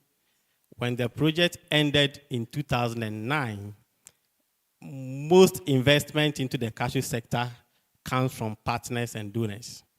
So from the government perspective, investment into the cashew sector compared to cocoa, we cannot do that comparison. So would you take your words back that I said cocoa is over-pampered? Thank you very much. So, picking from your side, I will quickly shift to Professor Korte, because we talked about this donor kind of driven support that once project is over, everything dies. Professor Korte, you've been in this space of really influencing policy with research. What do you think can be done to really address the issue that Mr. Enim just mentioned, where we just depend solely, in fact, majorly on donor agencies with projects to support our own kind of even manifesto promises, our own budgetary kind of allocation. But then once the projects or the funder rolls up their sleeves, and that's the end, how do you think that kind of gap between research policy and then donor funding, that conundrum, how do we solve it? Because you've done a lot of interactions with policymakers with your research finding. How do we bridge that gap where government will commit that even after projects, they will still commit to sustaining such momentum? Yeah, thank you very much, and apologies I came in late. I had an engagement with a radio station, so I needed to had an interview. Yes, you are very much right. Not just cocoa, even within the health sector, anytime donor pulls out, then we have challenges. I think that's need for sustainability is very critical. Government has to budget for such programs. We need to always factor that in rather than depending on donor support. When this concept of Ghana Beyond Aid came, I think it was a laudable idea, except we misunderstood it. It's not Ghana without aid, but Ghana Beyond Aid. So gradually reduce your dependence on donor support, because it is not sustainable. It doesn't come in regularly. And if a donor pulls out, like USAID pulled out of Ghana, you can imagine the impact. So continually setting aside funds to support such activities are important. And I relate this to even research findings. When we come with evidence and it has to be implemented, most of it we know, we have all the policies, but no funding, lack of funding makes research outcomes sit on the shelves. So there is a need to have dedicated funding. I wonder if any of you have found in the past couple of years budget statements a budget line saying research and development. You virtually find very little or none. So we need to consciously set aside money. And my friends from Cocoa Board and other, the cashew and other places, I think we should start thinking about setting up an endowment fund or a seed money or something to sustain the sector. I wonder why we have produced and exported cocoa for all these years, yet each time we go and borrow to finance cocoa purchases. I still, but I think if we set aside some money and say within the next 20 or 15 or 10 years, we are dedicating some fund, growing it, gradually we will be able to fund some of these activities. Policy uptake. One other thing that affects our policy uptake is on our side as well as researchers. When we are conceptualizing the research, we don't involve stakeholders. We don't involve, if it's cocoa, we don't involve Cocoa Board. It is when we have finished our report that we invite them to dissemination meetings like this and tell them what we have found. But oftentimes, what we have seen, if we had approached it in a certain way or if we had engaged them right from the onset, I believe the outcome and then the uptake would have been much, much better and different. The other challenge is the political economy issues. Sometimes we know what to do. Our research is pointing towards this direction, but the politics of the day is pointing towards another. Let me give you an example. Fertilizers. Fertilizers that we give to farmers. I wonder how much of those fertilizers go to the real farmers. Most of it, they are on the market. Political appointees and whatever get them, and then they resell to the farmers. Pre-mixed fuel, the same thing. It doesn't get to the intended users or beneficiaries. So I think if we minimize the politics and ensure that research outcomes are implemented, we'll have a better sector or sectors. Thank you.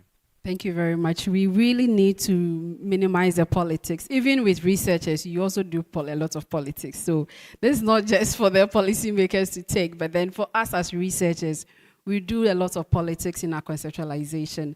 Mr. Kumar, I'm coming to you. In fact, you really made mention of some of the sustainability approaches that you are doing, which is very, very commendable. But in attempting that, what are the key challenges that you face, or not just you, but like within your processing, you know, the outgrower scheme that you said you have, in terms of really implementing these strategies, what are your key challenges that you want to overcome? Thank you. I think maybe my presentation should have started from the challenges as we do innovation and other.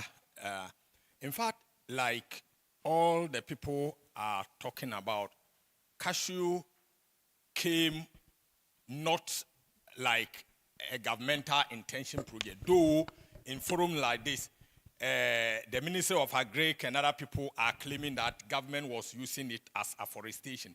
But those of us who are where cashew started know that that is never the case.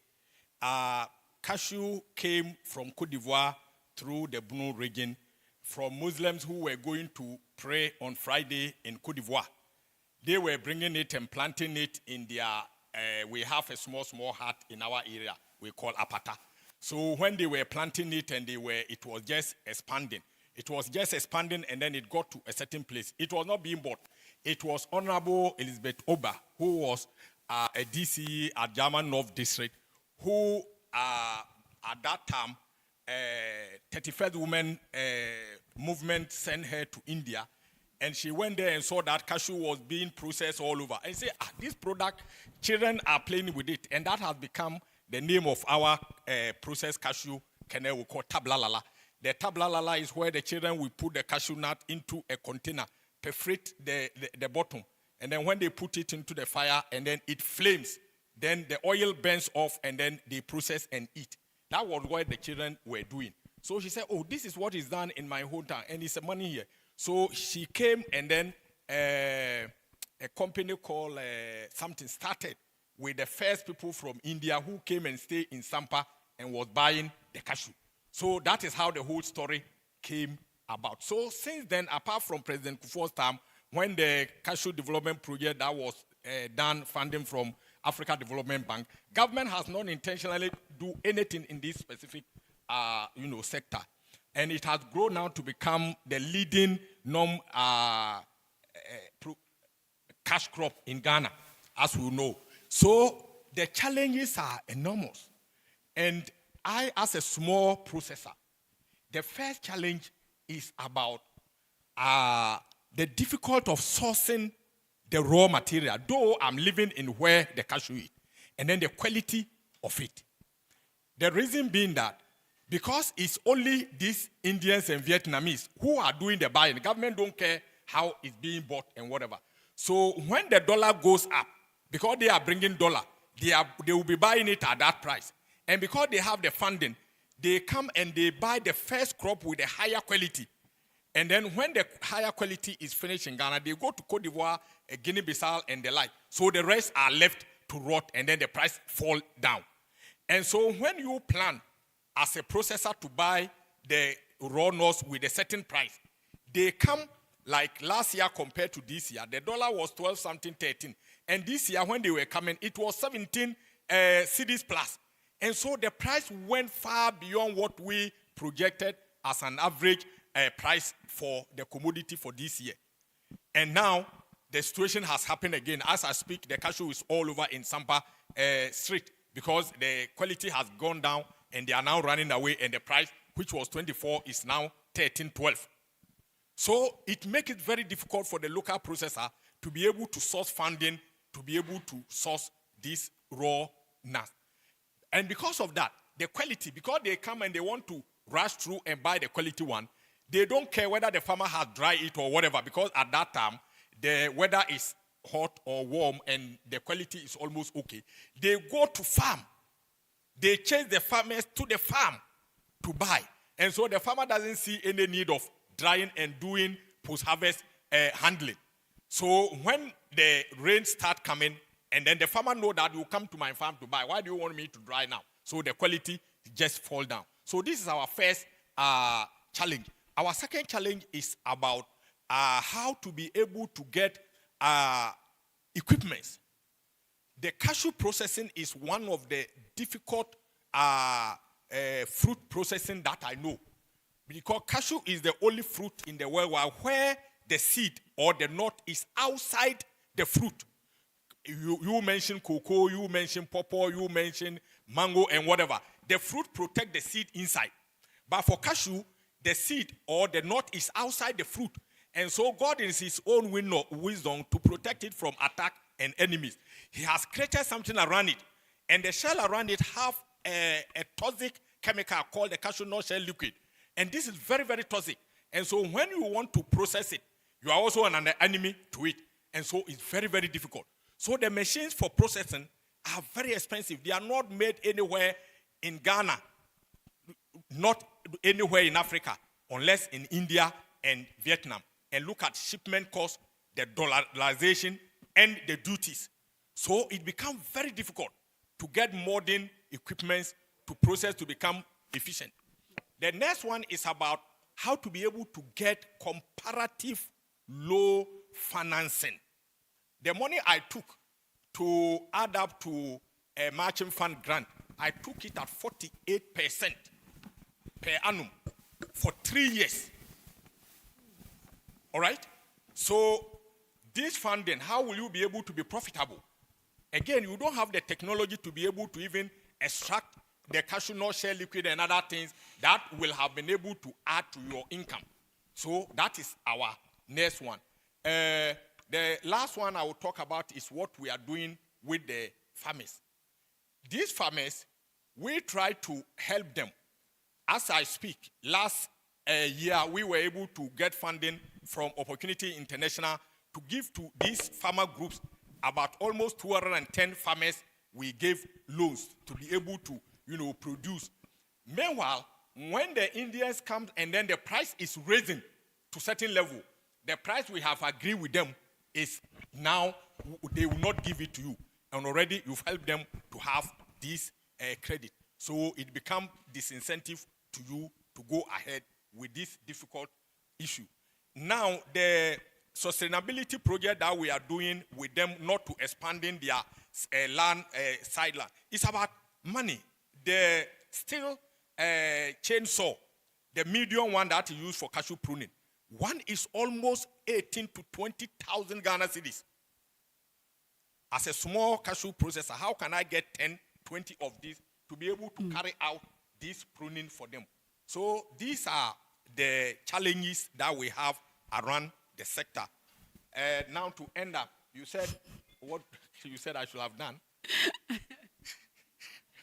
We'll come back to that when you're wrapping up. Yes, I'm thank you. finishing my career with cashew. So you call me 24/7 and I'm around. Yes. I talked to the organizers and they said, we don't have a place for you to sleep. I say, I'll come. I didn't sleep overnight. I started from there 4:30 p.m. last I day. told you Mr. And I Kumar got is here going to around, really get us up. and came here direct. So yeah. that is me. I told you he's going to really keep us awake after the heavy lunch that we had. So he's really enumerated very, very pressing challenges, and I'll come to you, Professor Korte. In all those challenges, what do you think probably the critical steps that Ghana must take in the next few years to really scale up sustainable cashew and cocoa based on research? And if you've done any research that could maybe speak to this issue, if you could share that as well to see how we can really overcome these challenges to have a sustainable tree crop sector in Ghana. Yep, I mean, from what he's enumerated, you can see the lack of regulation, proper regulation of the market. So people come and buy and take advantage of farmers. But if we have a well-organized board, like the Cocoa Board is doing, I am sure it's going to minimize some of the situations where farmers are too unsure about what to expect. When cocoa prices are determined, I have been part of that process before. Farmers and all, we go to Cocoa Board. There's a whole committee that determines the price. Sometimes we go from morning, you sit down and we argue, we have lunch until we agree on the price. And that is the price everybody is going to pay or buy cocoa. Similarly, if we can put a mechanism in place so that you don't allow others to just come in and to buy. I think, but all of this will be based on research. If we really engage farmers, buyers, etc., and ensure that there is some harmony within the system. Funding is also a very big issue. As he said, you know, when you provide credit to farmers, yet the price they are getting is not enough, it's not profitable, that becomes a problem. Especially having to borrow at 40%. It's 48%. That is ridiculous. What kind of work can you do, take out your cost, everything, pay your taxes, everything, and then be able to get 48% to pay, service your loan? It is just, you know, starting to fail. Basically, you're going to fail or default. I think we need a credit mechanism, a system where it is guaranteed, for instance. So there's a GESA guarantee that guarantees 70% of your loan. So banks are encouraged to lend to the private sector, to agric. That is how come a bank like ADB is able to lend more to the agricultural sector, because agric is very risky. It's a very, very risky business that depends so much on rainfall.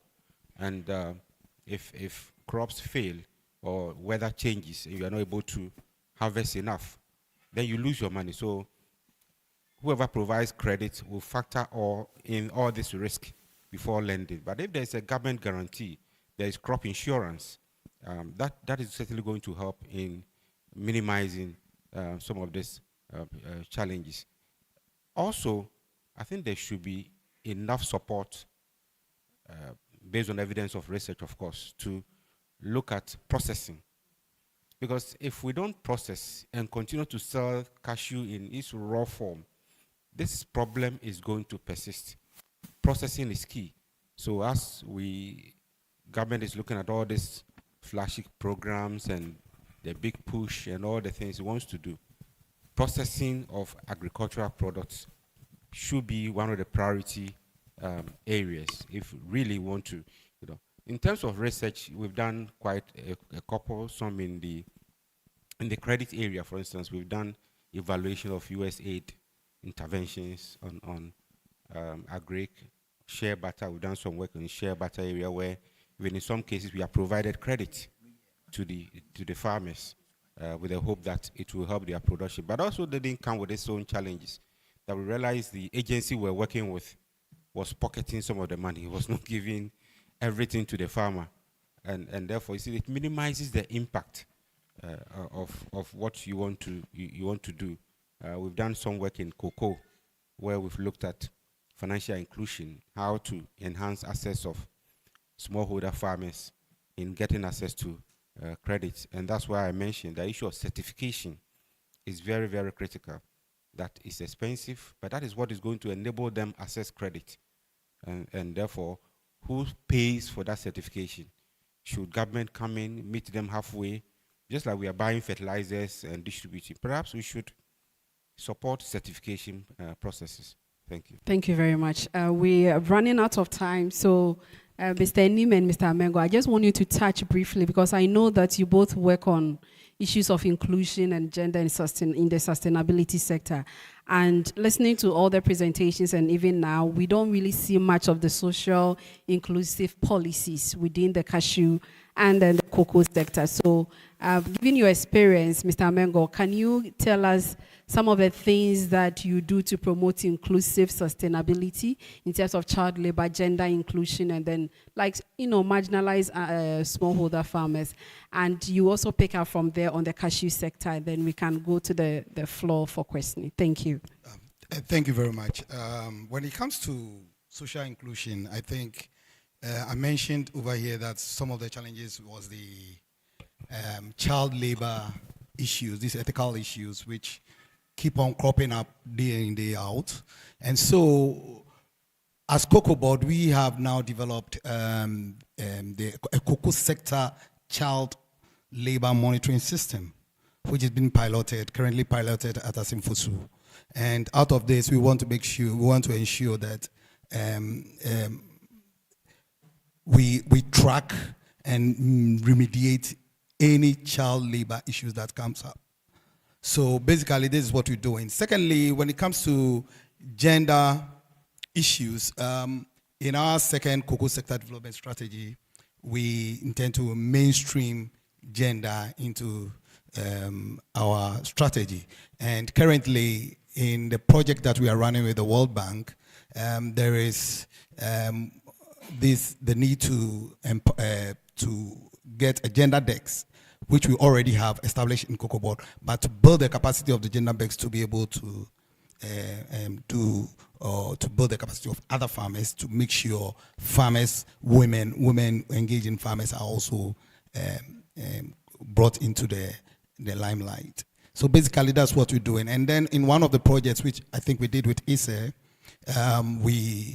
which is the Environmental and Social Sustainability Program project, there was an indicator where we carried out empowerment of women cocoa farmers. So basically, these are some of the things that we are doing to bring in the social inclusion into our strategic document. Thank you. Thank you very much, moderator. Let me start from where I ended, the gender mainstreaming. As a ministry, we have a whole directorate in charge of women and gender. And for that reason, for the cashew sector, we ensure that we mainstream gender issues in every activity and in every program that we undertake. And in terms of the gender and sustainability, we are very much aware of that, and we are ensuring that everything that we do is mainstream.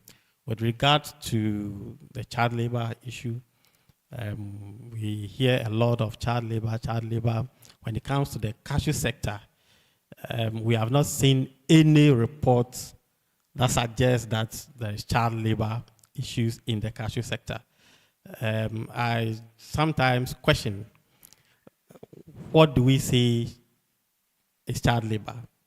If we go by the ILO definition of child labor, are we seeing that as that per the ILO definition in the cashew sector? No. Child work, I would say yes. But I don't, personally, sometimes you see certain reports, when you begin to question it, you realize that what is actually happening on the ground is totally different from what is being reported. So as a ministry and as someone coordinating activities in the cashew sector, we are commissioning a study into the cashew sector to come out with data and information on the issue of child labor in cashew. We are taking a clue from my uncle here. Since they are older than us, cocoa. We've heard a lot about child labor in cocoa. But sometimes I wonder the same definition they give to what they see in cocoa as child labor. We see it in other areas, in other jurisdictions, and are not considered as child labor. And that's always my concern about the issue of child labor. Thank you. Thank you very much. The floor is open for questioning, clarification. If you have further comment to strengthen the argument, you're also welcome to bring it on board. So please, yes, thank you. Microphone, please.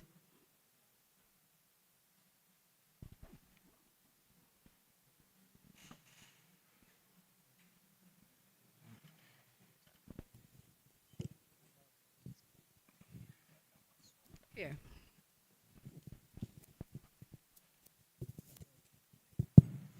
Okay, thank you. And I think very good submissions by the panelists. And I think Professor Kote, first, I know you have a big voice when it comes to policy formulation in Ghana. And I would encourage you that all that has been articulated here can be, I mean, you said you were on radio just some hours ago. I'm sure by evening you may be on TV. And so, and also I think, Prof, you have another role to play in terms of our brothers, students. I looked around, I was trying to see whether we have, I think they're on vacation or something like that. But I didn't see many students around in terms of understanding all that we are saying. In the next 15 years, they will be the ones taking over. Maybe I'm going too far. Next 5 years, they'll be the ones taking over. So, Prof, you have a role to play. Now, in terms of, you also mentioned GESAL. And I think the risk, I think Mr. Kuma mentioned so many problems being faced by the cashew industry. Now the ministry, in terms of Ministry of Trade, agribusiness is now on board. I didn't hear too much discussion on that, but I believe that we all need to work in a coordinated manner. Ministry of Agric, Ministry of Trade, we all try to see how we can work with this agribusiness value chain. Because we may be singing the same song, but the interventions will be running parallel. This one doing this, and all that. So finally, Mr. Kuma, you articulated so many challenges. Your council, do you bring in newsletters or something? Because I don't seem to have seen too much of your challenges documented, which may at least drive the attention of policymakers. I don't know whether you've done something like that. Thank you. Yeah, thank you. Please, let's speak maybe about 3 rounds. Yes, please.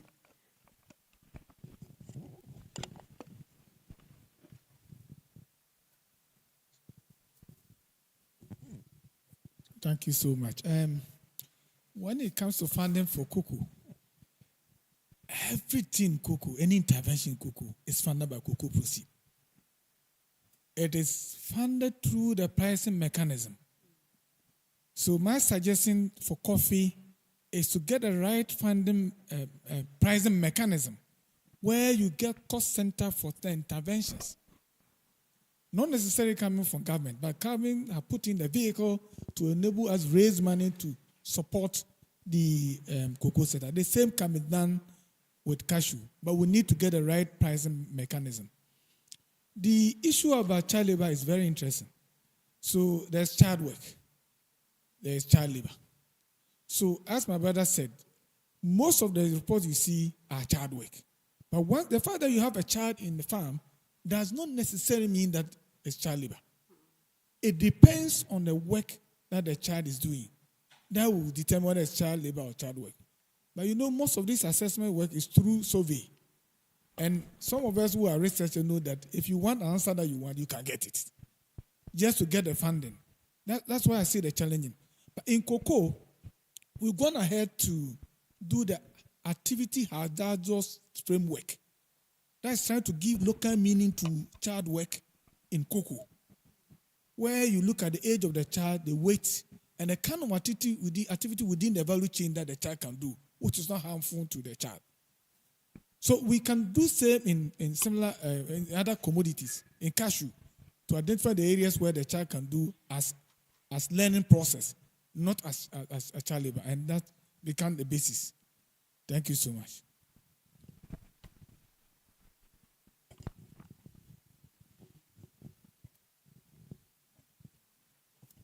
All right, so thank you.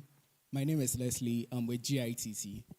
My seniors just spoke, so I was thinking they will finish everything before I speak. But then anyway, I would like to touch on a little on the funding issue. Most of the times, until you really are of interest to the government, they don't really set aside that lump sum for you to work with. But then in any case, there are certain institutions that for people in agric, you can get some funds from. Let me just say an example. Most of us are talking about exports, because it seems we are producing and all we are looking at is the EU markets, not even consumption here. One of the places you can enjoy certain exemptions from is going under free zones, where you are allowed to keep 30% in the country, and then, yes, they come with their own issues and their own finances and a whole lot of things, but the benefits are there to enjoy. These are some of the structures that the government have placed in for you to enjoy from. But then if you want to really attract the governments, like cocoa has done, we are all saying, but cocoa has been in the system for over 50 years. And they have actually gone through certain processes for them to get here. Cashew is, we can say, a newbie for the government. And the attraction hasn't really, let's say, been captured that much for it to say, okay, we are doing something specifically for cashew growers, or putting something down for them to enjoy from. So unless we push, and yes, we'll do the research, send it to them. But like my senior said, we need to keep hammering on it, because to attract government, it takes a lot of time. And even at that, even if we attract government in the next year or two, maximum 4 years they are out, another government is coming.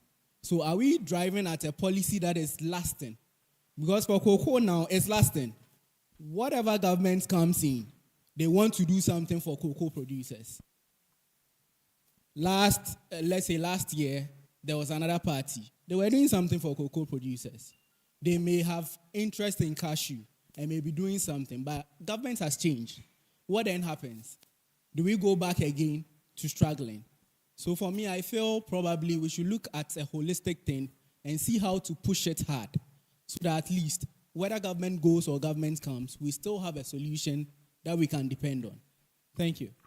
Thank you very much. I think it was just one question that Mr. Kuma needs to answer. The rest were all suggestions. So thank you so much for that elaborate comment. So Mr. Kuma, you can answer. So as I answer that, I quickly talk about some of the social inclusion that we are doing at our factory. We have set up that 80% of all the factory workers should be women, and it is. And in the management, we try to let at least 50% of the factory become women, though we haven't gotten there. So a lady who is also a youth has been made the CEO and has been empowered to have 55% of the company shares. And other women are being groomed to come and add to the management board. To help these women able to work, because it is a rural setting, there are no preschools in the community. So we have set up a KG and crèche, which we are paying the teachers to take care of the children so that the mothers can work. So these are some of what we are doing. The youth are being admitted during vacation to come and learn. We pay them, though they are learning, we pay them. So we are doing this as social inclusion for women and the youth in the community. In terms of advocacy, you know, these politicians talk about numbers. So the cocoa, the cashew farmers, their numbers are higher than with the processors because the processing, cashew processing is very difficult. We are only few. In fact, in 2014, we were having 14 cashew processing factories in Ghana. And as at 2020, all of them has shut down, left with only 4. And the 4, we were even hanging.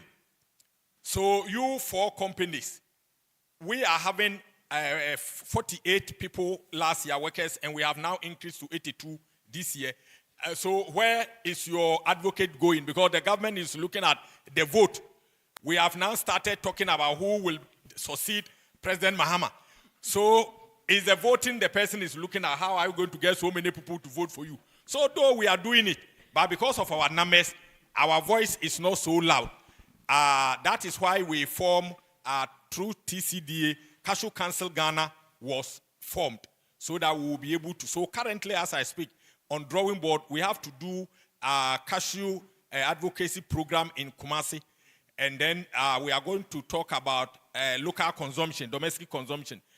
But funding has become a challenge. So your question, we are pushing. But because we are few, our voice is not getting much. So anytime the farmers talk, they only go to the farmers. But what about when the dam comes and Asia fails to buy the cashew? What is going to happen to us? So that is it. Thank you. At this point, Mr. Kuma has scored on all the sustainability index, both social, both environmental, and both economic. With all the policies they are implementing for inclusivity and gender, I think let's put our hands together for him. Yes. Please, do you have any more pressing questions that I would want to? Okay, yes. And this is the last round of questions. So if you have something pressing, please raise your hand so that we don't miss you. Okay, so this goes to the Deputy Director. I want to ask if the Ministry of Ministry of Food, right, has any intention to aggregate any of these 3 crops we are talking about, just like Cocoa Board does. Because Cocoa Board is able to, because of its ability to aggregate, make a margin on the market they make. For all what we are talking about cashew, possibly coffee and the rest, is there any plan like that in the pipeline? And that is the only way we think what we are talking about can come into fruition. Any other? Okay, thank you very much. May you respond to that? And as you respond to that, tell us what happened to, is it Kokoshi? There was this board, is it cocoa, coffee, and share? You know, that particular, yeah. Okay, and thank you very much. That's a very good question. Yes, government has the intention of getting to where cocoa board is. I must say that cocoa purchasing in Ghana, when cocoa production started, was just like as we are now in cashew. It wasn't in the hands of government. It was in the hands of the private sector. And with time, structures were put in place, and that is the result we are seeing now.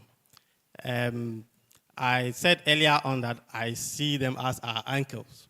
We are looking at where they have gotten to, leveraging on that to make sure we develop the cashew sector. Currently, government has set up what is called the Tree Crop Development Authority to regulate and develop 6 tree crops, including cashew. If you look at the strategic plan, we are heading towards what you suggested. But of course, it cannot be done instantly, because if you look at the cashew commodity market, Mr. Kuma is here. If you don't plan very well and you bring in a policy, you collapse the whole sector, because it's virtually just 3 or 4 countries. That's the biggest consumer of cashew in the world is India. The biggest processor in the whole world is Vietnam, their neighbors. The world up to this year, by the end of 2024, globally we produce 5.2 million metric tons of cashew. Vietnam alone processed 3 million. Vietnam alone processed 3 million. India processed a little above 1 million. and consumed everything themselves. So when you are bringing policy in the cashew sector and you are not careful and they bring a counter policy, you collapse your system. And government is looking at all this to come out with strategies and policies that will get to where you are. Currently, previously, the market was not regulated at all. But with the inception of TCDA, government set the minimum price, but the maximum has been left. We are looking at what is happening, and I've been hearing Prof's voice a lot. I've been watching him a lot.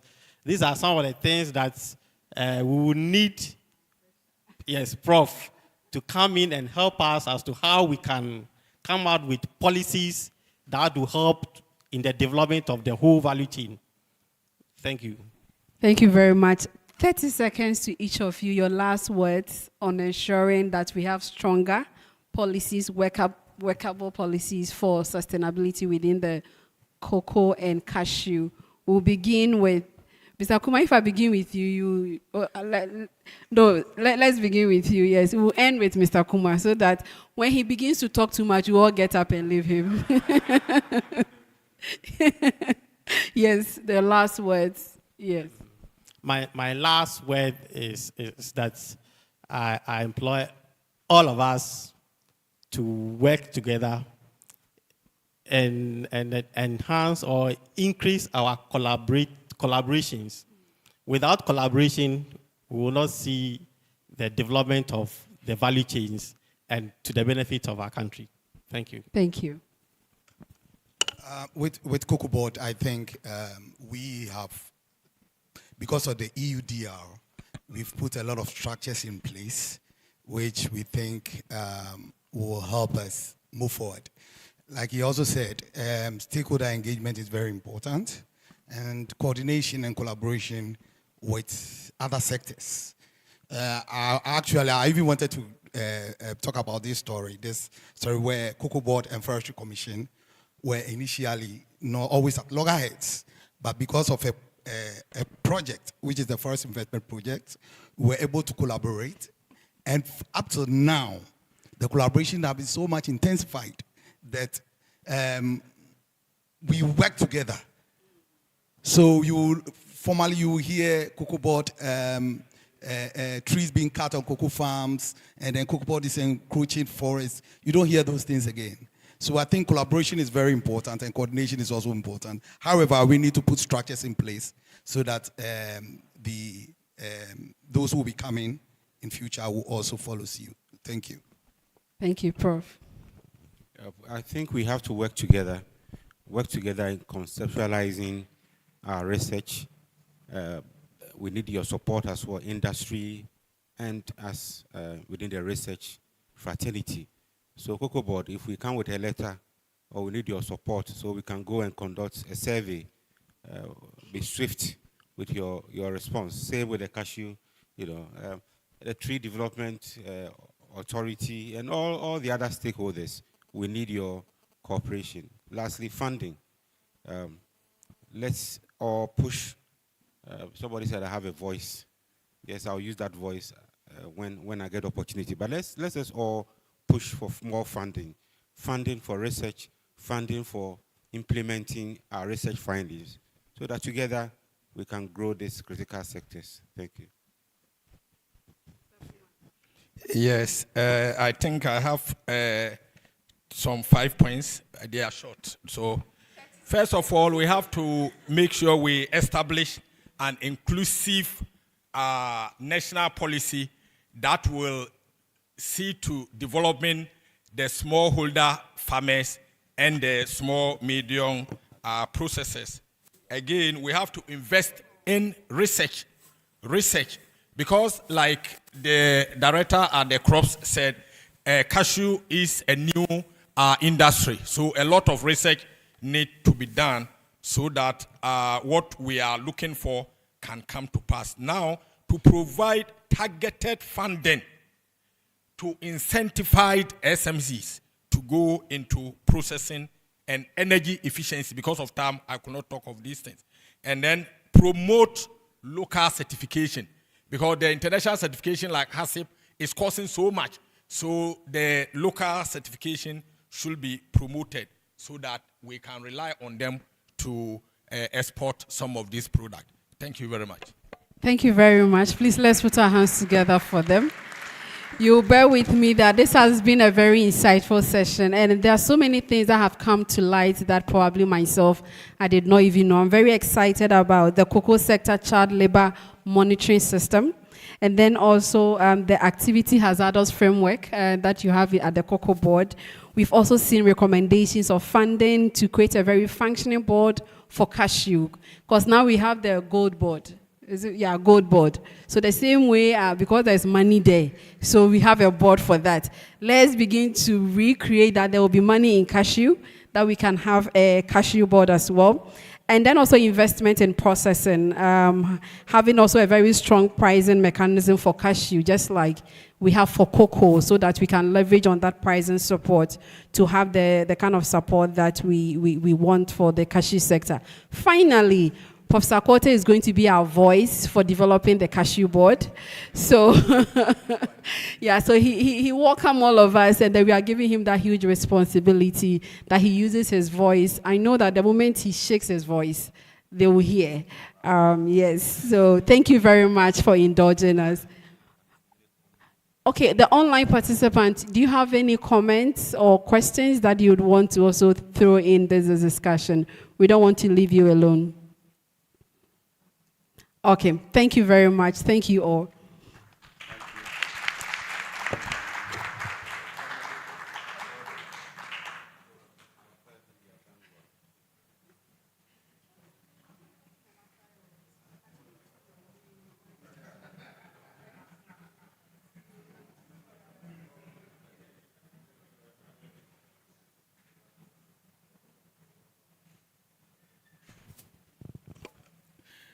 Let's clap for them. I think they've done a wonderful job.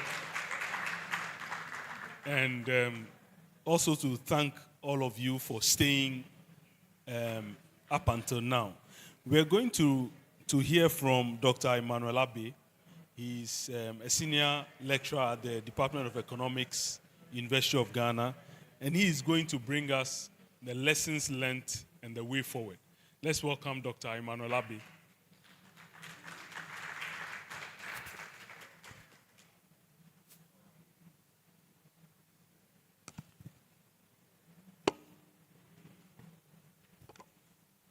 Okay, thank you very much.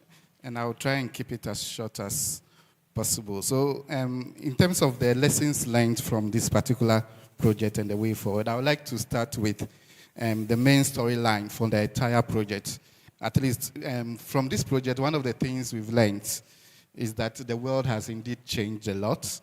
And then trade liberalization is very important. We've seen it from the European perspective that the Europeans are very much committed to trade liberalization. And at least from the discussions that we've had today, we've seen that there is increasing commitment also from Ghana to benefit from the EU trade agreement. Of course, one of the key recommendations is that trade liberalization does not itself guarantee sustainability, and that there's the need for us to more or less put ourselves in a better place to be able to benefit from ensuring that trade liberalization leads to sustainability. And of course, if we link it to the SDGs, I mean, the project has, the key recommendation from the project is that we should strengthen local context in agri-food trade policy. We should redesign trade agreements that will go in line with these sustainability indicators. And of course, we must build coherent policies. I think from morning, one of the very important lessons that we've learned is that, of course, there must be the SDG proofing of the trade agreement. Various elements in the trade agreement, there must be SDG proofing. And we've seen very clearly from the examples that have been said on the platform here that, yes, various attempts are being made, particularly from the perspective of Ghana. Various attempts are being made to ensure that there is sustainability, and at least sustainability is promoted when it comes to the EU trading. But of course, I mean, sustainability comes with a price. I think that's one of the very key lessons that we've learned from this particular convening, that sustainability comes with a price. It's a slow process. It will not happen overnight. And then there are a lot of things that we have to do to ensure that sustainability can be attained. Well, I think from the perspective of the agreement between Ghana and probably the EU, I think one of the lessons learned is that for effective implementation, of course, there should be continuous reforms. We should be looking very much closer at stronger sustainability measures. There are key concerns about child labor. There are key concerns about climate, social, and governance challenges. There are key concerns there that must be addressed to ensure that there is long-term sustainability. So I think to wrap up in terms of what the Ghana as a country can do, I mean, the last panel has made it very clear that we cannot do some of these things without collaboration and coordination. There should be some form of public-private partnerships. There should be some form of learning from especially the cocoa sector, and some of the lessons learned from the cocoa sector should be applied to other sectors like cashew and other non-cash crops. It is very clear that sustainability cannot be attained without us developing the value chains, both for cocoa and cashew nuts, I mean, and any other cash crop. That is very, very, very clear from, and of course, there must be some investments in these key sectors to create jobs, boost climate resilience, empower women and the youth, support broader rural development, and of course, economic transformation. Of course, traceability and quality control systems. If we really want to take advantage of the EU region, quality control is something that we must take very, very seriously to be able to strengthen and make sure we become a bit more competitive. Of course, in terms of deforestation, promoting forest restoration, and all of those things, a lot of discussions have been had on that. And it's very, very clear that some form of coordination, training is needed in those areas, because the SDGs themselves are very, very, very broad. 17 SDGs, they are very broad on their own. And to be able to ensure that trade links to positive linkages with sustainability, and we must. So in a short form, I mean, the most important thing is that the elements in the trade agreements that we have with the EU, it is very key that we must SDG prove them and make sure that for each of these clauses or elements in the trade agreement, we know clearly how sustainability can be promoted. And I think that's one of the, these are some of the lessons that we've learned from this project. And the last one that I will talk about, I think, which I've forgotten the name of the person who mentioned it, is that we should try as much as possible to integrate sustainability into market. We should integrate it into market analysis. And of course, there are costs of compliance and all of those things that we need to be aware of and know how to deal with that. So on that note, I think these are the few lessons that we've learned from this project. Thank you very much.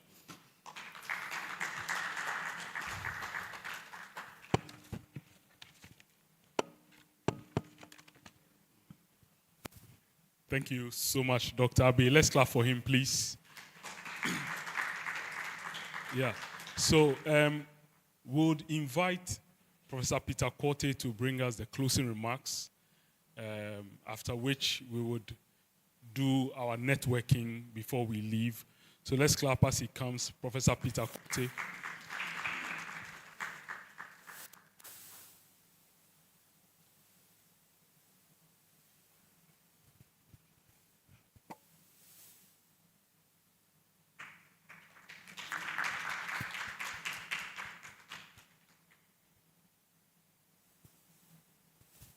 Thank you very much. I think we all, before I say anything, we all deserve an applause. Let's applaud ourselves. We have been very, very engaging so far since morning. Very active. We've participated, contributed, asked questions, and a lot of take-homes. So that's very, very good. A lot has been said. Emmanuel summarized everything beautifully, from certification to the need for trade liberalization, the need to incorporate the SDGs in our trade agreements, and issues about sustainability. We spoke about local certification, but the question I ask is, would it be internationally acceptable if we set our own questions and mark them? Maybe we need to get those certifications also internationally accepted. It's done, but we need to get this, otherwise it will not be able to export. The issues about funding, policy coherence, all have been discussed. And then the voice, trying to carry whatever have been discussed here, all the key policy issues. How do we ensure that this doesn't rest here? We invited the media. We are also online. We're going to share everything that is done here. The recording, everything will be out there. But we should take the information back to our various institutions. We're going to summarize whatever we discuss here. There's going to be a brief report which will be shared. The project website would also be populated with all the information, ideas we have assembled here. It will be there. The EU will hear. Many other policymakers will hear. When we engage the people that matter on policies, I am sure all of these key and very important lessons will be discussed. Finally, when you go back, please carry the message across, whatever we have discussed here, and then also refer them to us if there is a need for further information, documentation, write-ups, so that we can ensure that some of these discussions find their way into the policy space. So on that note, I wish to thank all of you. I don't know whether there will be somebody to do vote of thanks, but I'm doing my vote of thanks already to thank first Pastor Martin Barnes and his team from Korea, and of course Attila, our project lead, who is based in Budapest. He's going to Vietnam, so he couldn't be with us, but he's done a marvelous job to bring all of us together to work over the past 4 or so years to get this far. It hasn't been easy, trying to coordinate about 13 different team leads and different subcomponents. It's been a long journey to get the EU to appreciate the work we are doing. It's been great. I also want to thank all the institutions present. I don't want to mention it. I may leave some out and get into trouble. So everybody here that came, we appreciate you so much. Then to my colleagues at ISA, those senior members, admin, support, everybody that supported to make this happen, including those who served us with good food, and the technical men as well, men and women out there. We are so grateful for this. It doesn't end here. We are going to carry the message across. The media will report it. We'll put information on our website. We'll link to Martin, your website, and all the other websites. It doesn't stop here. We look forward to engaging you again. I believe there will be the opportunity to work together to, do some research, have some dissemination, etc. When we call on you, please be very receptive. My friends from Cocoa Board, you have been, but I think you should do a bit more. Thank you very much. The Cashew and the Tree Crop Authority will be engaging you the more. Thank you so much, and hand over to the MC.